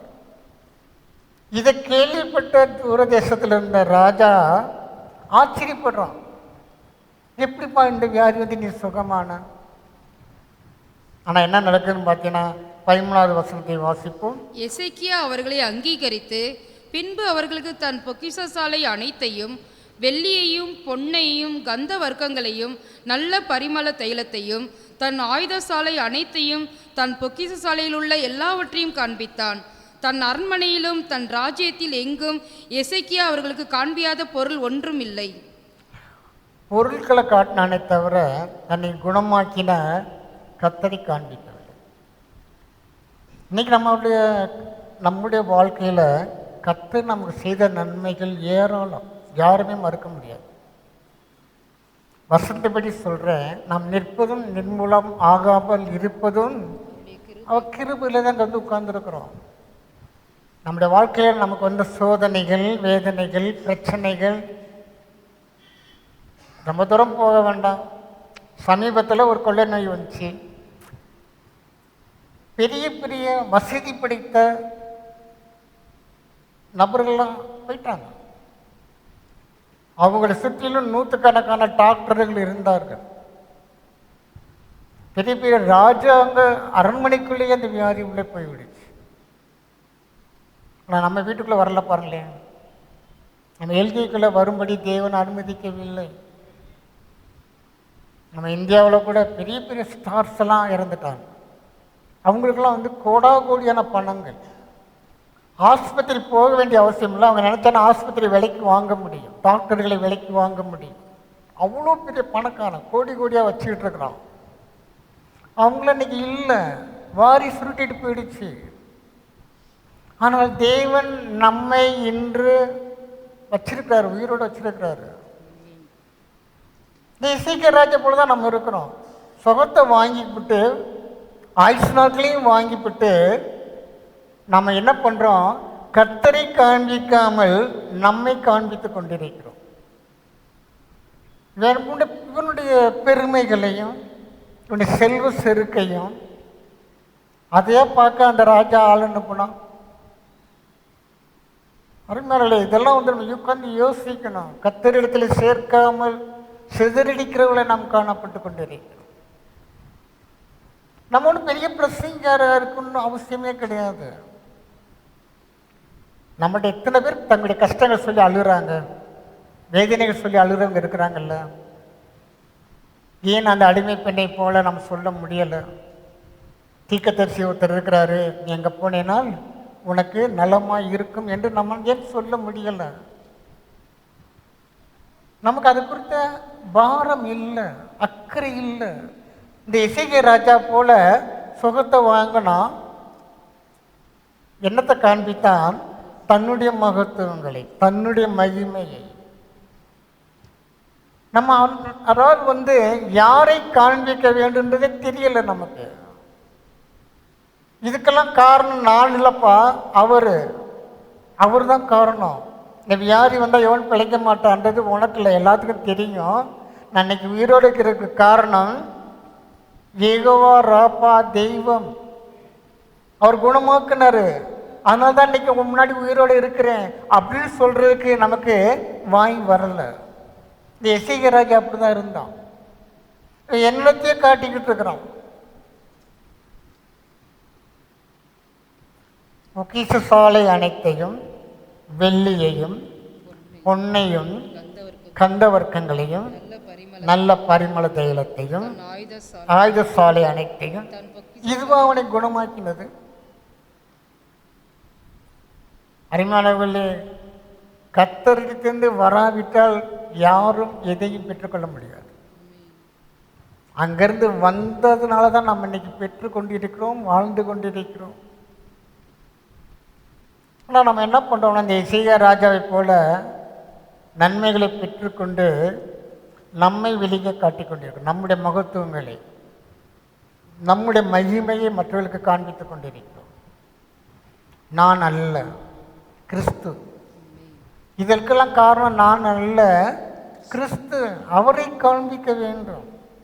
இன்னைக்கு நம்மளை சுற்றில எத்தனையோ பேர் எவ்வளோ கஷ்டங்களை ஷேர் பண்ணுறாங்க. எனக்கு இப்படி பாடுகள் இருக்குது, சரீரத்தில் வியாதி இருக்குது, குடும்பத்தில் பண பிரச்சனை இருக்குது, குடும்பத்தில் சமாதானம் இல்லை. அப்போல்லாம் நம்ம வந்து வாயை திறந்து சொல்ல தவறுகிறவர்களாக இருக்கிறோம். சொல்லணும், உனக்கு ஒருத்தர் ரட்சகர் இருக்கிறாரு, உனக்கு ஒரு மீட்பர் இருக்கிறார், உன்னை குணமாக்குற வைத்தியர் ஒருத்தர் இருக்கிறார், நீ அங்கே போவையானால் உனக்கு அது நலமாக இருக்கும். ஏன் மட்டும் சொல்லுங்க, மீதத்தை அவர் பார்த்து கொள்ளுவார். வசனம் அது அனுப்பின காரியத்தை செய்து முடிக்கும், சும்மா திரும்பி வராது. அது சொல்றவர்களாக, வசனத்தை விதைக்கிறவர்களாக நாம் காணப்பட வேண்டியது அவசியமாக இருக்கிறது. அருமையானவர்களே, புதுசாக ரட்சிக்கப்பட்டவங்க பார்த்தீங்கன்னா அவங்க வந்து 10 பேட்டையாச்சும் சொல்லாமல் இருக்க மாட்டாங்க. அவங்களால கண்ட்ரோல் பண்ணவே முடியாது.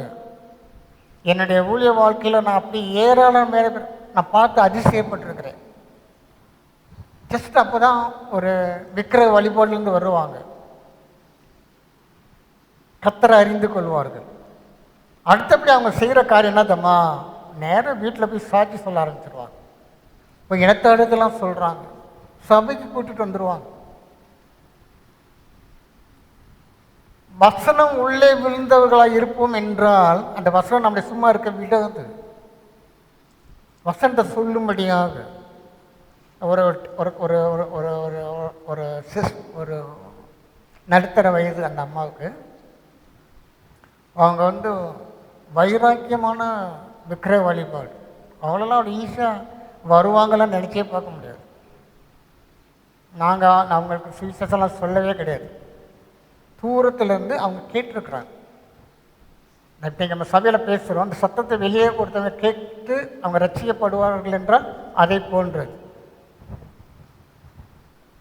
அவங்க ரட்சிக்கப்பட்டோடனே கர்த்தர் அவங்களுடைய வாழ்க்கையில் சில நன்மைகளெல்லாம் கொடுத்தார். அவங்களுக்கு வந்து கணவன் மனைவி 2 பேருக்கு வேலை கிடையாது, ஆனால் கல்யாணம் கட்டி வச்சுட்டாங்க. சகோதரனுடைய தயவில் அவங்க வீட்டில் அவங்க இருக்கிறாங்க. அம்மா அப்பா தயவில் இருந்தாலே ஒரு கணவன் மனைவி வேலை இல்லாமல் சம்பாத்தியம் இல்லாமல் இருந்தால் அவங்க நிலைமை எப்படி இருக்கும்? இவங்க சகோதரனுடைய தயவில், சகோதரனை விட்டு வைப்பா, சகோதரனுடைய மனைவி அந்த அந்த ஒரு நெருக்கடியான சூழ்நிலை கர்த்தர் அவங்கள அறிந்து கொண்டார். எனக்கு என்ன ஆச்சரியம்னா, உள்ளே வந்து உட்கார்ந்து சத்தியத்தை கேட்கல, தூரத்தில் இந்த சத்தத்தை கேட்டு அவங்க ரட்சிக்கப்பட்டது எனக்கு ரொம்ப ஆச்சரியமாக இருந்தது. பஸ்ஸில் போகும்போதெல்லாம் பக்கத்தில் இருக்கிறவங்கள்ட்டெல்லாம் சொல்லுவாங்களாம், கண்டக்டர் டெய்லி அந்த பஸ்ஸில் போகிறனால கண்டக்டரை பார்த்து, என்ன கண்டக்டர் காலையில் ஜெபம் பண்ணீங்களா? ஜெபம் பண்ணுங்க, ஏசு இருக்கிறாரு, கவலைப்படாதீங்க, சத்தமாக அந்த மாதிரி சொல்லுமா. எனக்கு கேட்கும்போது ரொம்ப ஆச்சரியம் வந்தது. கண்ட்ரோல் பண்ண முடியல அவங்களால. நேர ஊர் கிடையாது, லீவு விட்டு அந்த சண்டே வந்தோடனே நேராக வீட்டில் போய் அவங்க அம்மாட்ட போய், இனிமேல் வந்து இதெல்லாம் நீ வணங்காதம்மா, நான் உண்மையான ஒரு கடவுளை கண்டுக்கிட்டேன், அவள் தான் இயேசு, அவள் தான் உலக ரட்சகர், நம்மளாம் இன்னொரு நாள் அறியாமல் வீணாக போயிட்டோம், இனி நீ வீணாக போகாத, ரட்சிக்கப்படுன்னு சொல்லி உட்காந்து தனக்கு என்ன தெரியுமோ அதை சொல்லிப்பிடிச்சு. கண்ட்ரோல் பண்ண முடியாது. உள்ள வசனம் உள்ளே நமக்குள்ளே சரியாக விழுந்திருக்கும் என்றால் இதை 10 பேர்கிட்ட சொல்லாமல் தூக்கம் வராது. அவங்க என்ன என்ற சொன்னாங்கன்னா, நான் கண்டு கொண்ட இயேசுவை என் குடும்பத்தார் கண்டு கொள்ளவில்லை என்றால் அதை நான் பெற்றுக்கொண்டதுக்கு என்ன இருக்குது? நான் பெற்றுக்கொண்ட இரட்சகரை என் குடும்பமும் பெற்றுக்கொள்ள வேண்டும். அவங்க சொல்கிற வேகத்தையும் அவங்களுக்குள்ள இருந்த பாரத்தையும் பார்த்தா, ஐயோ நம்மளாம் ஒன்றுமே கிடையாது, நம்மளாம் ரட்சிக்கப்பட்டு எத்தனை வருஷம் ஆகுது, நம்ம எத்தனை பேரை நம்ம குடும்பத்தார் நம்ம சபையை சேர்த்துருப்போம், கத்தல்கிட்ட வந்து சேர்த்துருப்போம், நமக்கு எத்தனை ஃப்ரெண்ட்ஸ் இருக்கிறாங்க, எத்தனை பேரை பார்க்குறோம், எத்தனை பேரை பேசுகிறோம், எந்த அளவுக்கு வசனத்தை நாம் அனுப்பி இருக்கிறோம். என்னோட சேர்க்காதவன் சிதறடிக்கிறான். நாம் கற்றுக்கொள்ள வேண்டும். கர்த்தர் எதற்காக நம்மை தெரிந்து கொண்டார்? நம் மூலமாக ரட்சிப்பு கடந்து செல்ல வேண்டும், நம் மூலமாக ஜனங்கள் தேவனை அறிந்து கொள்ள வேண்டும்.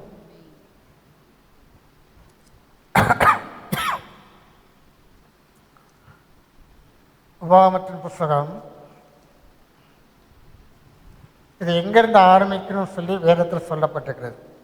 நல்லது, வசனத்தெல்லாம் சொல்லணும், மற்றவங்களுக்கு கர்த்தரை குறித்து சொல்லணும். எங்கிருந்து ஆரம்பிக்க வேண்டும்? 6வது அதிகாரம் 6வது வசனத்தை வாசிப்போம். இன்று நான் உனக்கு கட்டளையிடுகிற இந்த வார்த்தைகள் உன் இருதயத்தில் இருக்க கடவது. முதலாவது நம்ம படிக்கணும். காலையிலையும் மாலையிலையும் தேவ சமூகத்தில் உட்கார்ந்து நேரம் கிடைக்கும் பொழுது, நேரம் இல்லைன்னு நம்ம இதுக்கு மட்டும்தான் சொல்கிறோம், சத்தியத்துக்கும் ஜெபம் பண்ணுவதற்கு மட்டும்தான் நேரம் இல்லை. சீரியல் பார்க்குறோம், பக்கத்தில் உட்காந்து ஊர் கதை உலக கதை பேசுகிறோம். இப்போ செல்ஃபோன் வந்துருச்சு, வீட்டை விட்டு வெளியே போய் பேசணும் அவசியமே இல்லை. அடுத்த ரூமில் தான் இருக்கிறாங்க, இவங்க இந்த ரூமில் உட்காந்துக்கிட்டு கதை 1.5 மணி நேரமா? நான் ரொம்ப சீரியஸாக யார் கூட தான் இப்படி பேசுகிறேன்னு கேட்டால் அடுத்த ரூமில் இருக்கிறான். விஞ்ஞானம் எப்படி வளர்ந்து போச்சு பாருங்க. இதில் ஒரு தடவையாவது சுவிசேஷம் சொல்லியிருப்பாங்களா? இன்னைக்கு காலையில் நான் பைபிள் படித்தேன், கர்த்தர் இந்த வசனத்தோடு என்னோடு இடைப்பட்டார் அப்படின்னு சொல்லியிருக்கலாம்ல. இன்னைக்கு நம்மளாலும் அப்படி தான் இருக்கிறது. அருமையானவர்களே, வசனத்தை உட்காந்து நம்ம படிக்கணும். நமக்கே வசனம் தெரியலன்னா எப்படி போய் சொல்ல முடியும்? வசனத்தை நாம் முதலாவது படிக்கிறவர்களாய் காணப்படணும். நேரம் இல்லைன்னு சொல்லாதீங்க. கர்த்தர் 24 மணி நேரத்தை கையில் கொடுத்துருக்கிறார். 24 மணி நேரத்தில் நம்முடைய ஆத்மாவுக்காக வேதத்தை படிப்பதற்கு நேரம் இல்லை என்று சொல்வது வெட்கக்கேடான ஒரு காரியம். கர்த்தர் அதை ஒற்றுக்கொள்ளவே மாட்டார், ஏற்றுக்கவே மாட்டார். இது ஜீவன், இது ஆவியாகவும் ஜீவனுமாய் இருக்கிறது. இது உடலுக்கெல்லாம் மருந்து. இது மருந்து, நமக்கு ஜீவன் கொடுக்கக்கூடிய ஜீவ வார்த்தை. ஆனால் இதை படிப்பதற்கு நாம் மெத்தனமாக இருக்கணும். இதுக்கெல்லாம் முக்கியத்துவம் கொடுக்கறதே கிடையாது. ஆண்டவர் சொல்றாரு, நான் உனக்கு கட்டளையிடுகிற இந்த வார்த்தைகள் உன் இருதயத்தில் இருக்க கடவுள். இரவும் பகலும் கர்த்தருடைய வேதத்திலே பிரியமாயிருந்து. அந்த வசனம் அப்படிதான் சொல்லப்பட்டது. நமக்கு அந்த பிரியம் இருக்குதா? இன்னைக்கு காலையில் இருந்துச்சு பைபிளை படிக்கணும் ஒரு தாகத்தோடு. நீங்கள் வளரும்படிக்கு புதிதாய் பிறந்த குழந்தைகளைப் போல திருவசனமாகிய ஞானப்பாலின் மேல் வாஞ்சியாக இருங்க. ஆனால் நம்ம வாஞ்சை எங்கெங்கேயோ போகுது. வேதம் என்ன சொல்லுகிறது? திருவசனத்தின் மேல் நீங்கள் வாஞ்சையுள்ளவர்களாக இருங்கள், நீங்கள் வளரும்படிக்கு. நம்முடைய ஆவிக்குரிய வாழ்க்கையில் வளர்ந்து விருத்தி அடைய வேண்டும் என்றால் தேவ வசனத்தின் மீது நாம் வாஞ்சியுள்ளவர்களாக இருக்கணும். நேரம் கிடைக்கும் போதெல்லாம் உட்காந்து படிக்கணும். அடுத்த வசனத்தை வாசிப்போம். நீ அவைகளை உன் பிள்ளைகளுக்கு கருத்தாய் போதித்து, நீ உன் வீட்டில் உட்கார்ந்திருக்கிற போதும், வழியில் நடக்கிற போதும், படுத்துக் கொள்கிற போதும், எழுந்திருக்கிற போதும் அவைகளை குறித்து பேசி. இதை முதல்ல உன் பிள்ளைங்களுக்கு சொல்லிக் கொடு. நீ படிச்சையா? நம்ம பிள்ளைங்களுக்கு எல்லாத்தையும் சொல்லிக் கொடுக்குறோம். நம்ம சொல்லிக் கொடுக்காத சப்ஜெக்டே கிடையாது. கராத்தே, இப்போ சிலம்பம்லாம் சொல்லிக் கொடுக்குறாங்க. யார் அடிக்கிறக்காண்டி கராத்தே கற்றுக் கொடுக்குறாங்கன்னு தெரியல. சிலம்பம் கற்றுக்கொள்வதை காட்டிலும் நாம் கற்றுக்கொள்ள வேண்டிய விசேஷமான காரியங்கள் இங்கே இருக்கிறது. ஸ்கூலில் எல்லாம் பிஸ்னஸ் தான். நீங்கள் அப்படிப்பட்ட ஸ்கூலில் சேர்க்கறது தான் பெற்றோர் ரொம்ப வாஞ்சிக்கிறாங்க, விரும்புகிறாங்க. அப்படிப்பட்ட ஸ்கூலில் தான் இப்படில படிக்கணும். கொண்டு போய் சேர்த்த உடனே என்ன பண்ணுறாங்க? காலையிலேருந்து ஆரம்பித்தா சாயங்காலம் வரைக்கும் மியூசிக் கிளாஸ் இருக்குது, ஸ்விம்மிங் கிளாஸ் இருக்குது, குதிரை நம்ம எங்கே குதிரை ஏறி எங்கே போக போகிறோம்? நம்ம ராஜா காலத்திலே வாழ்ந்துக்கிட்டு இருக்கிறோம். அது சொல்லிக் கொடுக்குறானா? அதுக்கு ஆயிரக்கணக்கான ரூபாய் ஃபீஸ் கட்டுறதுக்கு பெற்றோர் ஆயத்தமாக இருக்கிறாங்க. அருமையானவர்களே, அதை காட்டிலும் நீ என்னத்தை சம்பாதித்தாலும் புத்தியை சம்பாதி. உன் பிள்ளைகள் உட்காந்து சொல்லு. இன்னைக்கு பார்த்தீங்கன்னா அநேக 99% பீப்புள், குறிப்பாக விசுவாசிகள் இது செய்கிறது கிடையாது. ஒரு தலைமுறை எழும்புகிறது. அவர்கள் அபிஷேகத்தில் நல்லா இருக்கிறாங்க, விசுவாசத்தில் நல்லவங்களாக இருக்கிறாங்க, நல்ல சாட்சி உள்ள வாழ்க்கை வாழ்ந்து கொண்டிருக்கிறார்கள். ஆனால் அவங்க பிள்ளைகளை பார்ப்போம் என்றால் அவ்விதமாக இல்லை. நிறைய பிள்ளைங்களை பார்த்தீங்கன்னா போதைக்கு அடிமையாக இருக்கிறாங்க, செல்ஃபோனுக்கு அடிமையாக இருக்கிறாங்க, பலவிதமான பழக்க வழக்கங்களை சிக்கி அவங்க கர்த்தருக்கும் அவங்களுக்கும் சம்மந்தமே இல்லை. ஆனால் பெற்றோர் யார்? பரிசுத்தவான்கள், விசுவாசத்தில் வல்லவர்கள். பிள்ளைகளுக்கு அவங்க சொல்லிக் கொடுக்கல. நாம் கற்றுக்கொண்ட சத்தியத்தை முதலாவது நம் பிள்ளைகளுக்கு கற்றுக் கொடுக்க வேண்டிய பொறுப்பு நமக்கு இருக்கிறது. ஆண்டவர் சொல்றாரு, நீ உன் வீட்டில் உட்கார்ந்துருக்கிற போதும், வழியில் நடக்கிற போதும், படுத்துக்கொள்ளுகிற போதும், எழுந்திருக்கிற போதும், இதில் ஏதாவது ஒரு தடவை நம்ம செஞ்சுருப்போமா? நம்ம பிள்ளைகளுக்கு கற்றுக் கொடுக்குறோமா? எத்தனை பேர் வீட்டில் குடும்ப ஜெபம் நடக்குது. அப்படி குடும்ப ஜெபம் நடந்தால் கூட கண்டிஷன் வேலை நடக்கும். 5 நிமிஷத்தில் ப்ரேயர் முடிக்கணும். உடனே இந்த ப்ரேயர் நடத்துறதுக்கு ஒருத்தர் இருப்பார், அவர் படுற பாடு இருப்பாருங்களேன். ஏன்னா 5 நிமிஷம் தான் கொடுப்பாங்க வீட்டில். மற்றதுக்கெல்லாம் நேரம் தாராளம். அது 12 மணி வரைக்கும் உட்காந்து அரட்டை கச்சேரியை பார்த்தீங்கன்னா, ஐயோ சரி எல்லாம் வாங்க ஜெபம் பண்ண போனால் மூஞ்ச பார்க்கணுமே. ஆடாடாடாடா, என்னங்கடா இவ்வளோ நேரம் சிரித்து சிரித்து பேசுனீங்க, ஜெபனோடனே மூஞ்சி இப்படி மாறிடுச்சு, டயர்டாக இருக்குது. அப்போ தான் ஞாபகமே வருது, ஓ டயர்டாக இருக்கிறோமோ, சரி சரி வாங்க தூங்க போகலாம். நீ உட்கார்ந்து இருக்கிற போதும் எழுந்திரிக்க, உட்காந்து எழுந்திரிச்சு தானே ஆகணும். எழுந்திரிக்கும் போது சொல்லு. முதலாவது உன் பிள்ளைக்கு சொல்லு. உன் அடுத்த சந்ததி தேவ பிள்ளையாக இருக்க வேண்டிய பொறுப்பு உன் கையிலே கர்த்தர் கொடுத்திருக்கிறார். எங்கள் பிள்ளைங்கள்லாம் சமயத்தில் எரிஞ்சு அடி ரணகலம் பண்ணிடுவாங்க. நான் அதெல்லாம் கண்டுக்கவே மாட்டேன். கர்த்தருடைய வார்த்தை இல்லைன்னா நீ ஒன்றுமே கிடையாது. கேளு. அதுக்காண்டி கையில் பிரம்ப வச்சுக்கிட்டு கன் பாயிண்டில் சொல்லித்தரணும்னு நான் சொல்லித்தரல. அதான் ஆண்டவர் சொல்கிறாரு, உட்கார்ந்து இருக்கிற போது, சாப்பிட உட்காரோம்ல, உட்காந்து நம்ம என்னென்ன செய்கிறோம், எவ்வளோ காரியங்கள் செய்கிறோம். அப்போல்லாம் நம்ம பிள்ளைங்க நம்ம பக்கத்தில் தானே இருக்கிறாங்க. எத்தனை தடவை நம்ம சுவிசேஷத்தை நம்ம பிள்ளைகளுக்கு முதலாவது சொல்லி இருக்கிறோம். எழுந்திருக்கிற போதும், நடக்கிற போதும், கடை வீதிக்கு ஃபேமிலியாக தானே போகிறோம். போகும்போதே கடையெல்லாம் பார்த்துட்டே போகிறாங்க. இந்த கடையில் நல்லா இருக்குது, அந்த கடையில் நல்லா இருக்குது. நடக்கும்போது ஒரு வார்த்தை கத்தருக்கு விட்டு ஒரு வார்த்தை சொல்லியிருக்கலாமே. இந்த காலையில் நான் பைபிள் படித்தேன், இந்த வசனத்தை கத்தை நான் சொன்னார், எனக்கு இது ஆசீர்வாதமாக இருந்தது, கத்தை என்னோடு பேசினார். இதெல்லாம் நம்ம பிள்ளைகிட்ட சொல்லலாம்ல. நம்ம எத்தனை தடவை சொல்லியிருப்போம். மேலே ஒருத்தர் பார்த்துட்டு தான் இருக்கிறாரு, கவனிச்சுட்டு தான் இருக்கிறாரு. அடுத்த சந்ததியை சரியாய் வளர்க்க வேண்டிய பொறுப்பு நமக்கு இருக்கிறது. இன்றைக்கி பார்த்தீங்கன்னா, பெற்றோர் நல்லவர்களாக இருக்கிறார்கள், பிள்ளைகள் அவ்விதமாய் இல்லை. உங்கள் பிள்ளைகளெல்லாம் போய் செக் பண்ணுங்க. உங்களுக்கு தெரியல, பிசாசு நம்மளை ஏமாற்றிக்கிட்டு இருக்கிறான். அநேக பிள்ளைகளை பிசாசு தன் வசப்படுத்தி கொண்டு இருக்கிறான். நம்ம என்ன பண்ணுறோம்னா, வெளியே பார்க்குறோம், பிள்ளைகளுக்கு நல்லா செலவுக்கு பணம் கொடுக்குறோம், நல்ல வஸ்திரங்களை உடுத்தி அழகு பார்க்குறோம், நகைகளை வாங்கி போடுறோம், நல்ல பிள்ளைகளை ஆடம்பரமாக பிள்ளைகளை வச்சு நம்ம சந்தோஷப்படுறோம்.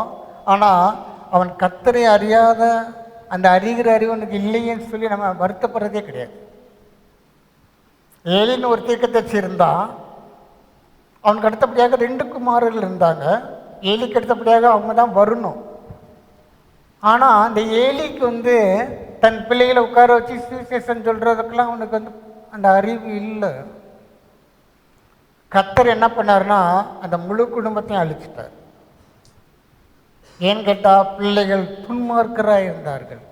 அவர்கள் துன்மார்க்கமாக இருந்ததுக்கு காரணம், தகப்பன் சத்தியத்தை சொல்லித்தரவில்லை. அவங்களுக்கு கர்த்தர்னா என்னன்னு தெரியாது. ஆனால் அவன் தான் ஆசாரியன். ஏலிக்கு அடுத்தபடியாக ஆசாரிய வேலையை அவங்க தான் செய்து கொண்டிருந்தார்கள்.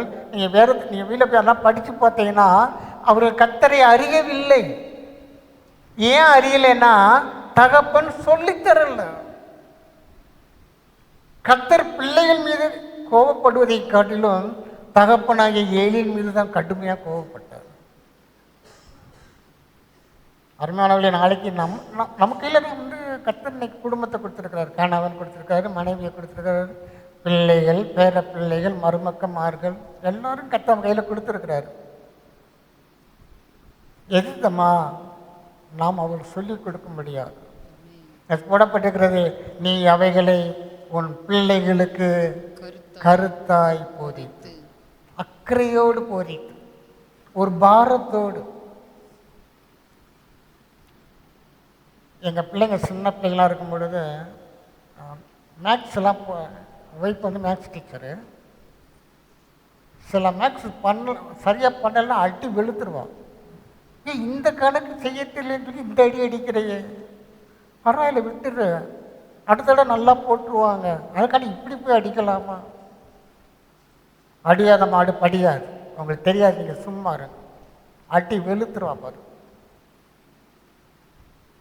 ஒரு நாளாவது சத்தியத்தை அவ்விதமாக கொடுத்துக்கு நம்ம கற்றுக் கொடுத்துருக்குறோமா? நம்ம அதெல்லாம் செய்கிறது கிடையாது. ஆனால் உலக ஞானத்திற்கு, அழிந்து போகிற உலக ஞானத்திற்கு நம்ம அவ்வளோ பிரயாசப்படுறோம். சில அம்மாமெல்லாம் நான் ஏடி பேய் அடி, இதுக்காம இந்த அடி அடிக்கிறீங்க, நாளைக்கு படிச்சிருவானே, ஒரு தடவைக்கு 2 தடவை படித்தா புரிஞ்சிட போகிறாங்க. ஆனால் சத்தியத்திற்காக நம்ம அவ்விதமாக பிரயாசப்படுவது இல்லை, யாரும் மறுக்க முடியாது. ஃபேமிலி ப்ரேயர் பண்ணும்போது தான் ஒருத்தர் போனை தூக்கிட்டு வெளியே போவார். ஒரு முக்கியமான கால், நீங்கள் ஏதோ பண்ணிக்கிட்டு இருக்க, நான் வந்துடுறேன். அவர் வர்றதுக்குள்ள எங்கள் ப்ரேயர் முடிஞ்சு போயிடும். அவருக்கு நிம்மதி, நான் ப்ரேயர் முடிஞ்சிருச்சா, ஸ்தோத்திரம், போங்க.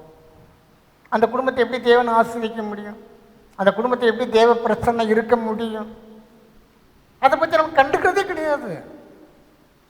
அருமையானவர்களே, நமக்கு மேலே தேவன் நிறைய பொறுப்புகளை கொடுத்துருக்கிறாரு. நியாயாதிபதியின் புஸ்தகம் 2வது அதிகாரம்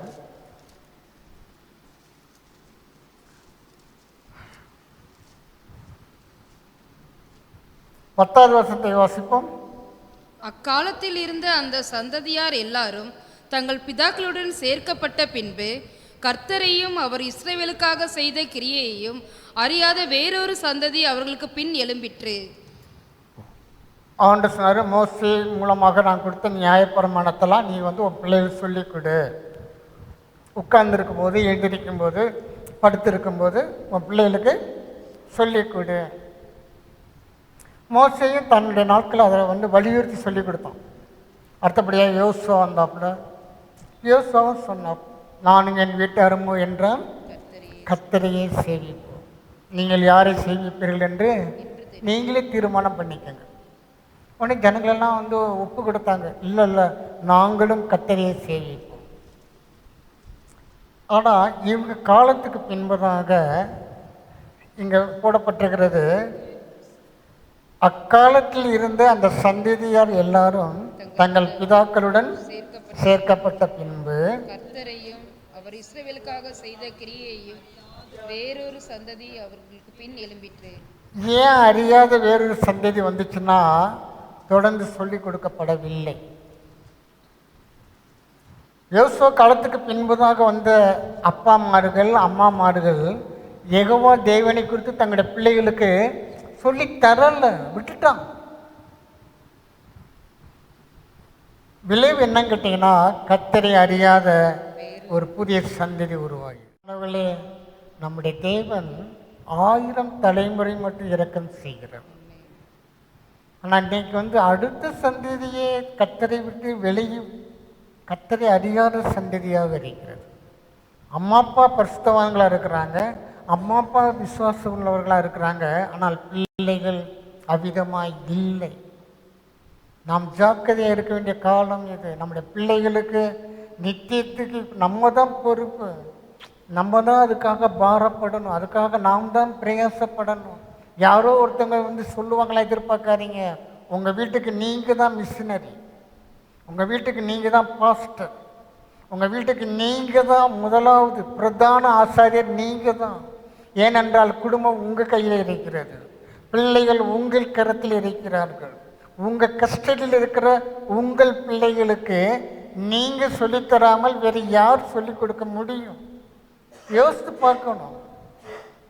கர்த்தரை அறியாத வேறொரு சந்ததி நம் குடும்பத்தில் வரக்கூடாது. அதில் நாம் ஜாக்கிரதை உள்ளவர்களாக பாரமுள்ளவர்களாக இருக்கணும். ஆண்டவரே, என் குடும்பத்தில் அப்படி ஒரு சந்ததி வந்துவிடக்கூடாது ஆண்டவரே. பிள்ளைகளுக்கு சொல்லும் பொழுது நாளைக்கு இதை ஓம் பிள்ளைக்கு நீ சொல்லிக் கொடு. நம்ம எதை ஃபீட் பண்ணுறோமோ அதுதான் நாளைக்கு, எதை விதைக்கிறோமோ அதுதானே அறுக்க முடியும். அப்போ நமக்கு எந்த அளவுக்கு நம் குடும்பத்தை கர்த்தருக்கு நேராக கர்த்தரிடத்தில் சேர்க்கிறவர்களாக முதல்ல நம்ம வீட்டிலேருந்து ஆரம்பிக்கணும். நம்ம வீடே சரியில்லையே, நம்ம பிள்ளைகள் இன்னும் ரட்சிப்புக்குள்ளே வரலையே. எங்கள் குடும்பத்தில் எல்லாம் ரட்சிக்கப்பட்டிருக்கிறாங்கன்னு யாருமே சொல்ல முடியாது. இருக்கிறாங்க, வெயிட்டிங்கில் இருக்கிறாங்க. நம்ம ஒன்றும் பண்ணாததுனால அவங்க இன்னும் ரட்சிப்புக்குள்ளே வரலை. இவங்க நாங்களாம் சொன்னால் கேட்க மாட்டாங்க. ஜெபம் பண்ணு, முழங்கல்ல நெல். அவங்க குடும்பம் அவங்களுக்காக நீ ஜெபம் பண்ணு, ஏதாவது ஒன்று செய்யி. அவருக்காக தேவ சமூகத்தை விழுந்து கேட. இதோ ரட்சிக்க கூடாதபடிக்கு கர்த்தருடைய கரம் குறுகி போகவில்லை. நம்ம தான் குறுகி போயிருக்கிறோம். நம்ம ஜெபம் பண்ணுவதும் கிடையாது, அதுக்காக பிரயாசப்படுவதும் கிடையாது, எதுவுமே பண்ணுறது கிடையாது. நம்ம நல்லா இருக்கிறோமா? கர்த்தர் நம்மளை ஆசீர்வதித்திருக்கிறாரு, ஸ்தோத்திரம். போய்கிட்டே இரு. ஆண்டவர் நியாயத்தில் விசாரிப்பார் இதெல்லாம். அடுத்தவங்க சுவிசேஷன் சொல்லி ரட்சிக்கப்படுவது ஒரு பக்கம் இருக்கட்டும், நம்ம பிள்ளைகள் நம் குடும்பத்திலே ரட்சிக்கப்படாதவர்கள் இருக்கிறார்கள். சொல்லப்பட்டிருக்கிறது, கர்த்தரையும் அவர் இஸ்ரவேலுக்காக செய்த கிரியையும் அறியாத வேறொரு சந்ததி எழும்பக்கூடாது. இந்த பாரம் நமக்குள்ளாக இருக்கணும். ஆண்டவரே, என் பிள்ளைகள் கர்த்தரை அறிந்தவர்களாக இருக்க வேண்டும். என்னுடைய பேர பிள்ளைகள் கர்த்தரை அறிந்தவர்களாக இருக்கணும். நான்லாம் அதிகமாக சில வருடங்களாக நான் ஜெபிக்கிற ஜெபம்லாம், ஆண்டவரே என் குடும்பத்தில் உமக்கு பயந்து வாழுகிற பிள்ளைகள் எனக்கு சந்ததிகளாக கிடைக்கட்டும் ஆண்டவர். அவங்க ரொம்ப படித்த ஞானிகளாக இருக்கிறாங்களோ இல்லையோ, அவங்க பெரிய ஐஸ்வர்யவான்களாக இருக்கிறாங்களோ இல்லையோ, கர்த்தருக்கு பயந்து அவர் வழியில் நடக்கிறவர்கள் என் சந்ததியாக இருக்க வேண்டும். நான் அதிகமாக தேவ சமூகத்தில் அதுக்கு தான் நான் பாரப்படுறேன். ஆண்டவரே, என் குடும்பத்தில் உமக்கு பயப்படாதவன் ஒருத்தன் கூட பிறக்கக்கூடாது. பிறந்தான்னா அவன் உமக்கு பயந்து உம்முடைய வழிகளில் நடக்கிறவனாக இருக்கணும் ஆண்டவரே. நான் அதிகமாக என் தனிப்பட்ட ஜெபத்தில் அதான் என்னுடைய பாரம். அதான் ஆண்டவர்கிட்ட நான் சொல்லிக்கிட்டு இருக்கிறேன்.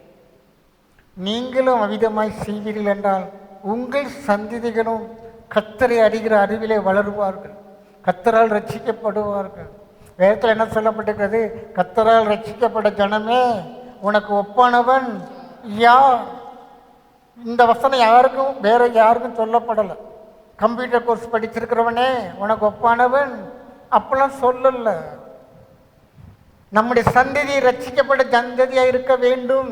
நம் குடும்பம் கர்த்தரை அறிகிற அறிவிலே வளருகிற குடும்பமாக இருக்க வேண்டும்.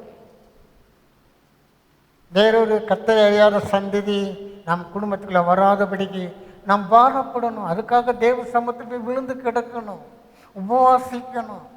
பிசாசிட்டு ஆத்துமாக்களை, நம்ம குடும்பத்துடைய ஆத்துமாக்களை முதலாவது காப்பாற்ற வேண்டிய பொறுப்பு நமக்கு இருக்கிறது. ஆதியாகமத்தின் புஸ்தகம் 18வது அதிகாரம்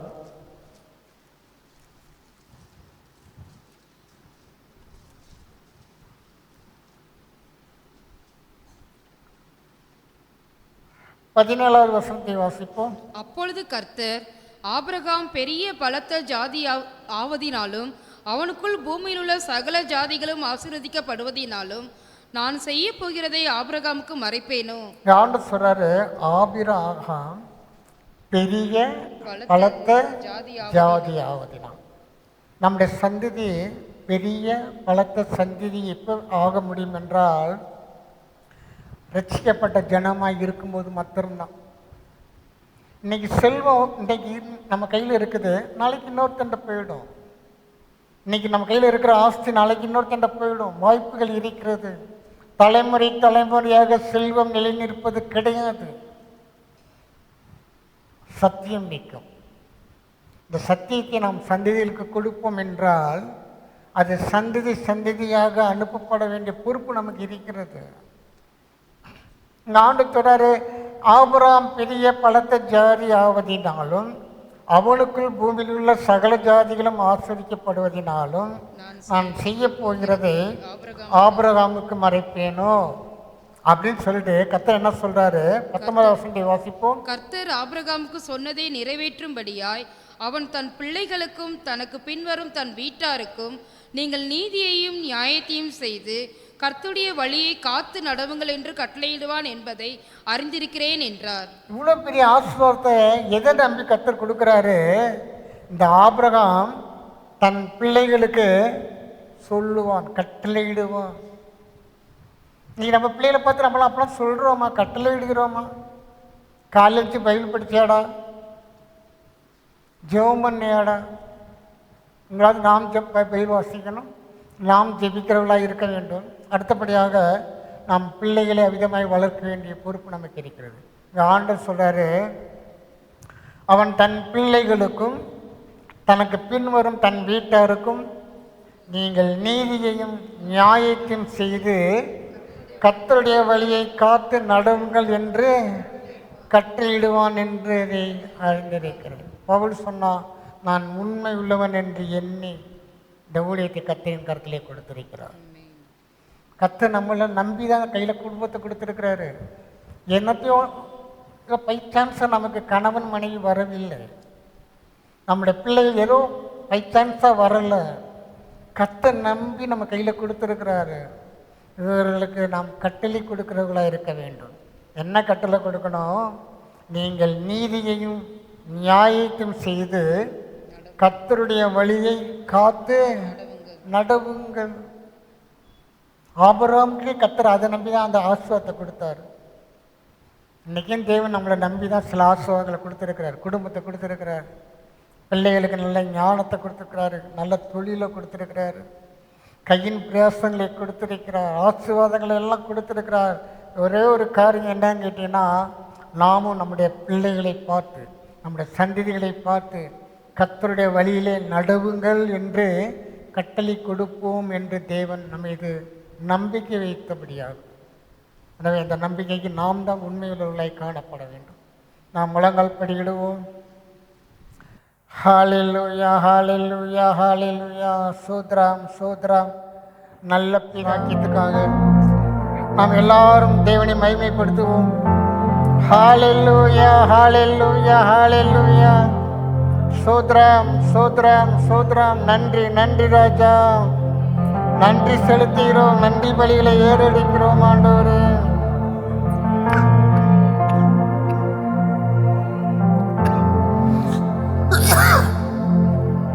Thank you, Father. Thank you, Lord. Thank you, Lord. Thank you, Lord. கோடா கோடி நன்றிகளை நாங்கள் ஏறெடுக்கிறோம். இந்த நாம மகிமைப்படுவதாக. ஹalleluya ஹalleluya ஹalleluya ஹalleluya ஹalleluya ஹalleluya.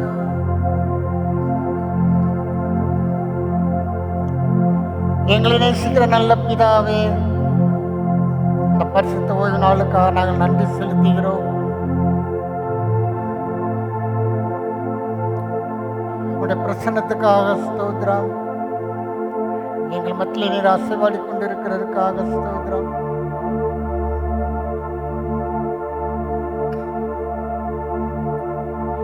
எங்கள் மத்தியில் நீர் ராஜரிகம் பண்ணி கொண்டிருக்கிறதுக்காக ஸ்தோத்திரம்.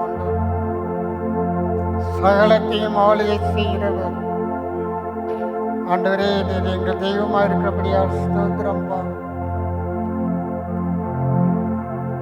எங்களுடைய துதிகளையும் எங்களுடைய ஆராதனையும் ஏற்றுக்கொண்டதுக்காக ஸ்தோத்திரம். ஆண்டவரே, உம்முடைய நாமத்தை நாங்கள் மகிமைப்படுத்துகிறோம், உம்மை நாங்கள் கனப்படுத்துகிறோம். ஆண்டவரே, உம்முடைய வார்த்தைக்காக ஸ்தோத்திரம். அவர் தமது வசனத்தை அனுப்பி அவர்களை குணமாக்கி அழிவுக்கு விலக்கி தப்புகிறார் என்று எழுதியிருக்கிறது போல, உடைய வசனத்தை நீர் அனுப்பினதுக்காக ஸ்தோத்திரம். அது ஆண்டவரே எங்களை குணமாக்கட்டும். ஆண்டவரே, எங்களையும் எங்களுடைய சந்ததிகளையும் அழிவுக்கு விலக்கி தப்பி வைக்கட்டும். ஆண்டவர்,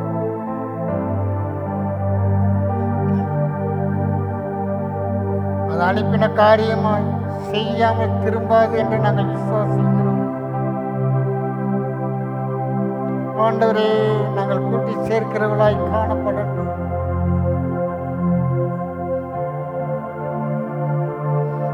எங்களை ஒவ்வொருத்தர் மூலமாய் உங்களுடைய நாமம் மகிமைப்படட்டும். ஆண்டவரே, ஆண்டவரே, உங்களுடைய நாமம் எங்கள் மூலமாய் மகிமைப்படுவதாக.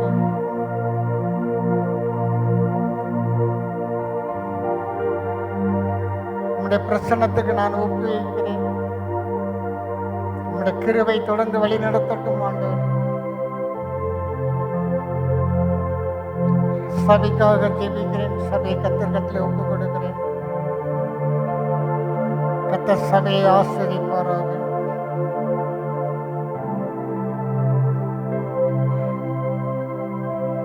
நன்மையினால் உன் வாயை நான் திருப்தியாக்குவேன் சொல்லியிருக்கிறேன்.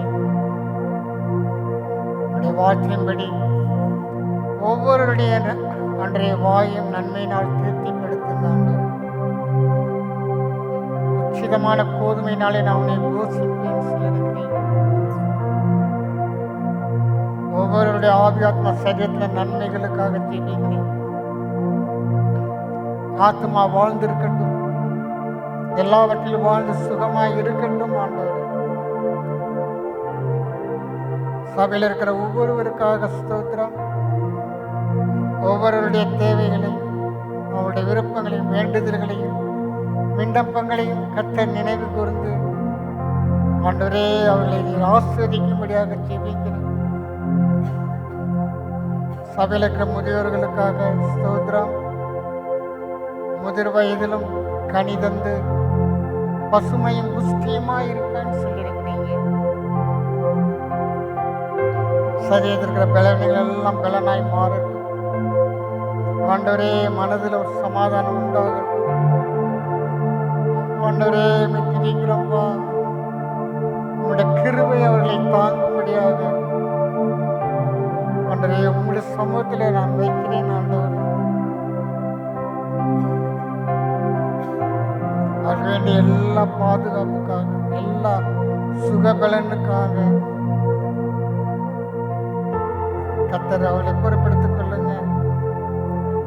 அந்த எல்லா பெற்றோருக்காக ஜெபிக்கிறேன். தங்கள் கருத்தில் கொடுக்கப்பட்டிருக்கிற குடும்பத்தை, பிள்ளைகளை ஆண்டவரே உமக்கு நேராக நடத்த வேண்டும் என்ற அந்த பொறுப்பை அவர்கள் உணர்ந்து செயல்பட உதவி செய்ய. இந்த பிள்ளையை எனக்கென்று வளர்த்திடு என்று எழுதியிருக்கிறது. உம்முடைய கருத்தில் பெற்றுக்கொண்ட பிள்ளைகளை உமக்கென்று வளர்க்கும்படி, பக்தி உள்ள சந்ததியை நாங்கள் பெற்றெடுக்கும்படி ஆண்டவரே அப்படிப்பட்ட பாரத்தை எங்களுக்கு கொடுங்க ஆண்டவரே. நானும் என் வீட்டாருமோ என்றால் கர்த்தரையே சேவிப்போம் என்று யோசுவா சொன்னது போல நாங்களும் இந்த நேரத்தில் எங்களை அர்ப்பணிக்கிறோம் சார். சபைக்கு எல்லா வாலிய பிள்ளைகளுக்காக ஸ்தோத்திரம். இந்த வாலிய பருவத்தை கர்த்தரவங்களுக்கு ஆஸ்வதித்து கொடுங்க. ஒரு யோசேப்பை போல, ஒரு தானியேலை போல எழும்பட்டும் ஆண்டவரே. ஆண்டவரே துதிக்கிறோம்ப்பா.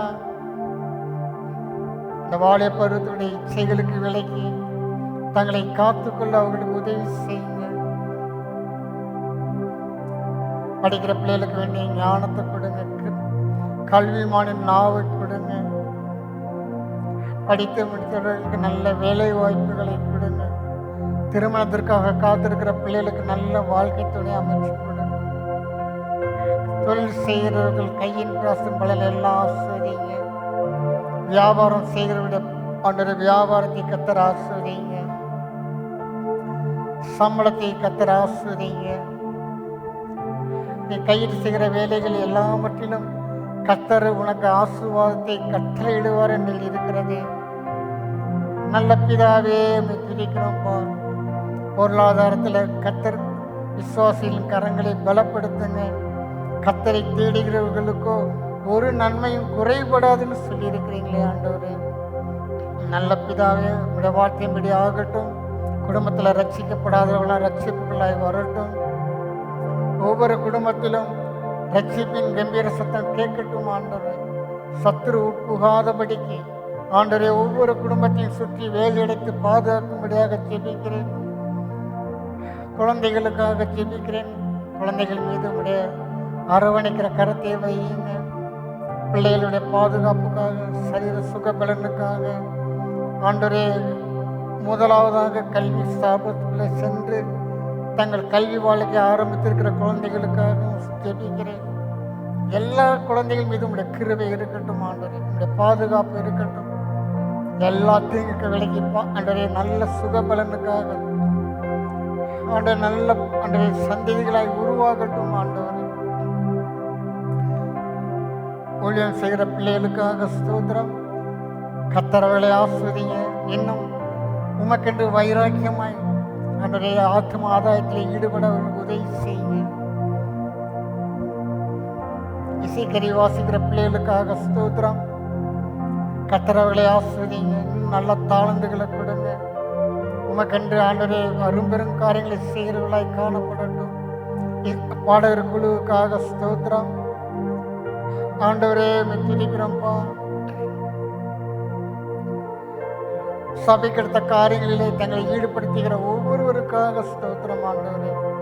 ஒருவன் எனக்கு ஊழியம் செய்தால் பிதா அவனை கனம் பண்ணுவார் என்று எழுதியிருக்கிறது. ராஜா கனம் பண்ண விரும்புகிற மனிதனுக்கு இவ்விதமாய் செய்யப்படும் என்று சொல்லப்படட்டும் ஆண்டவரே. நல்ல பிதாவை துதிக்கிறோம். நீந்திருக்கிற அந்த அப்பத்துக்கும் திராட்சரசத்துக்கும் ஜனங்களுக்காக நாங்கள் ஒருமனப்படுகிறோம். இந்த வெற்றிடங்களெல்லாம் நிரப்புங்க ஆண்டவரே. இந்த வெற்றுமையாக இருக்கிற அந்த இடங்களெல்லாம் ஆத்து மக்களால் நிரப்பப்படும்படியாக ஜெபிக்கிறோம். ஒருவேளை எங்களுடைய நிர்விசாரம் அதுக்கு காரணமாக இருக்குமானால் கர்த்தர் அதை மாற்றி ஒவ்வொருவருக்குள்ளே அந்த பாரத்தை கொடுங்க ஆண்டவர். கூட்டி சேர்க்கிறவர்களாய் நாங்கள் காணப்படட்டும். ஜனங்கள் சபைக்கு வருவதற்கு இருக்கிற எல்லா தடைகளும் இயேசுவின் நாமத்தினாலே நீங்கி போகட்டும். ஒருவரும் கூட்டக்கூடாதபடிக்கு திறக்கிற திறவுகளை வைத்திருக்கிற உம்முடைய கருத்துக்களாக நாங்கள் சபையை வைக்கிறோம். இந்த கல்லின் மீது என் சபையை கட்டுவேன், பாதாளத்தின் வாசல்கள் அதனை மேற்கொள்வது இல்லை என்று எழுதியிருக்கிறது. நல்ல பிதாவே துதிக்கிறோம்ப்பா, ஸ்தோத்திரிக்கிறோம். இப்போ சபையார் நடந்து கலந்து செல்கிறார்கள். அவர்களோடு உம்முடைய மாறாத கிருபை அவர்களோடு இருக்கட்டும். அவளை வழிநடத்துங்க, அவளை காத்துக்கொள்ளுங்க. மீண்டும் சபையிலே கூடும் நாள் வரைக்கும் உங்களுடைய பிரசன்னம் அவர்களோடு இருக்கட்டும். எல்லா துதிகன மகிமையை நாங்கள் உமக்கே செலுத்துகிறோம். இயேசுவின் நாமத்தில் ஜெபிக்கிறோம் பிதாவே. என் ஆத்துமாவே கர்த்தரை ஸ்தோத்திரி, என் முழு உள்ளமே அவருடைய பரிசுத்த நாமத்தை ஸ்தோத்திரி. என் ஆத்துமாவே கர்த்தரை ஸ்தோத்திரி, அவர் செய்த சகல உபகாரங்களை மறவாதே. ஆமென். கர்த்தர் உன்னை ஆசீர்வதித்து உன்னை காக்க கடவர். கர்த்தர் தம்முடைய முகத்தை உன்மேல் பிரகாசிக்க பண்ணி உன்மேல் கிருபையாய் இருக்க கடவர். கர்த்தர் தம்முடைய முகத்தை உன்மேல் பிரசன்னமாக்கி உனக்கு சமாதானம் கட்டளையிட கடவர். ஆமென், ஆமென், ஆமென். Praise the Lord, praise the Lord, praise the Lord. God bless you. கர்த்தர் உங்களை ஆசீர்வதிப்பாராக. சமாதானத்தோடு கலைந்து செல்லுங்கள். கர்த்தருடைய கிருபை உங்களோடு இருப்பதாக. ஆமென்.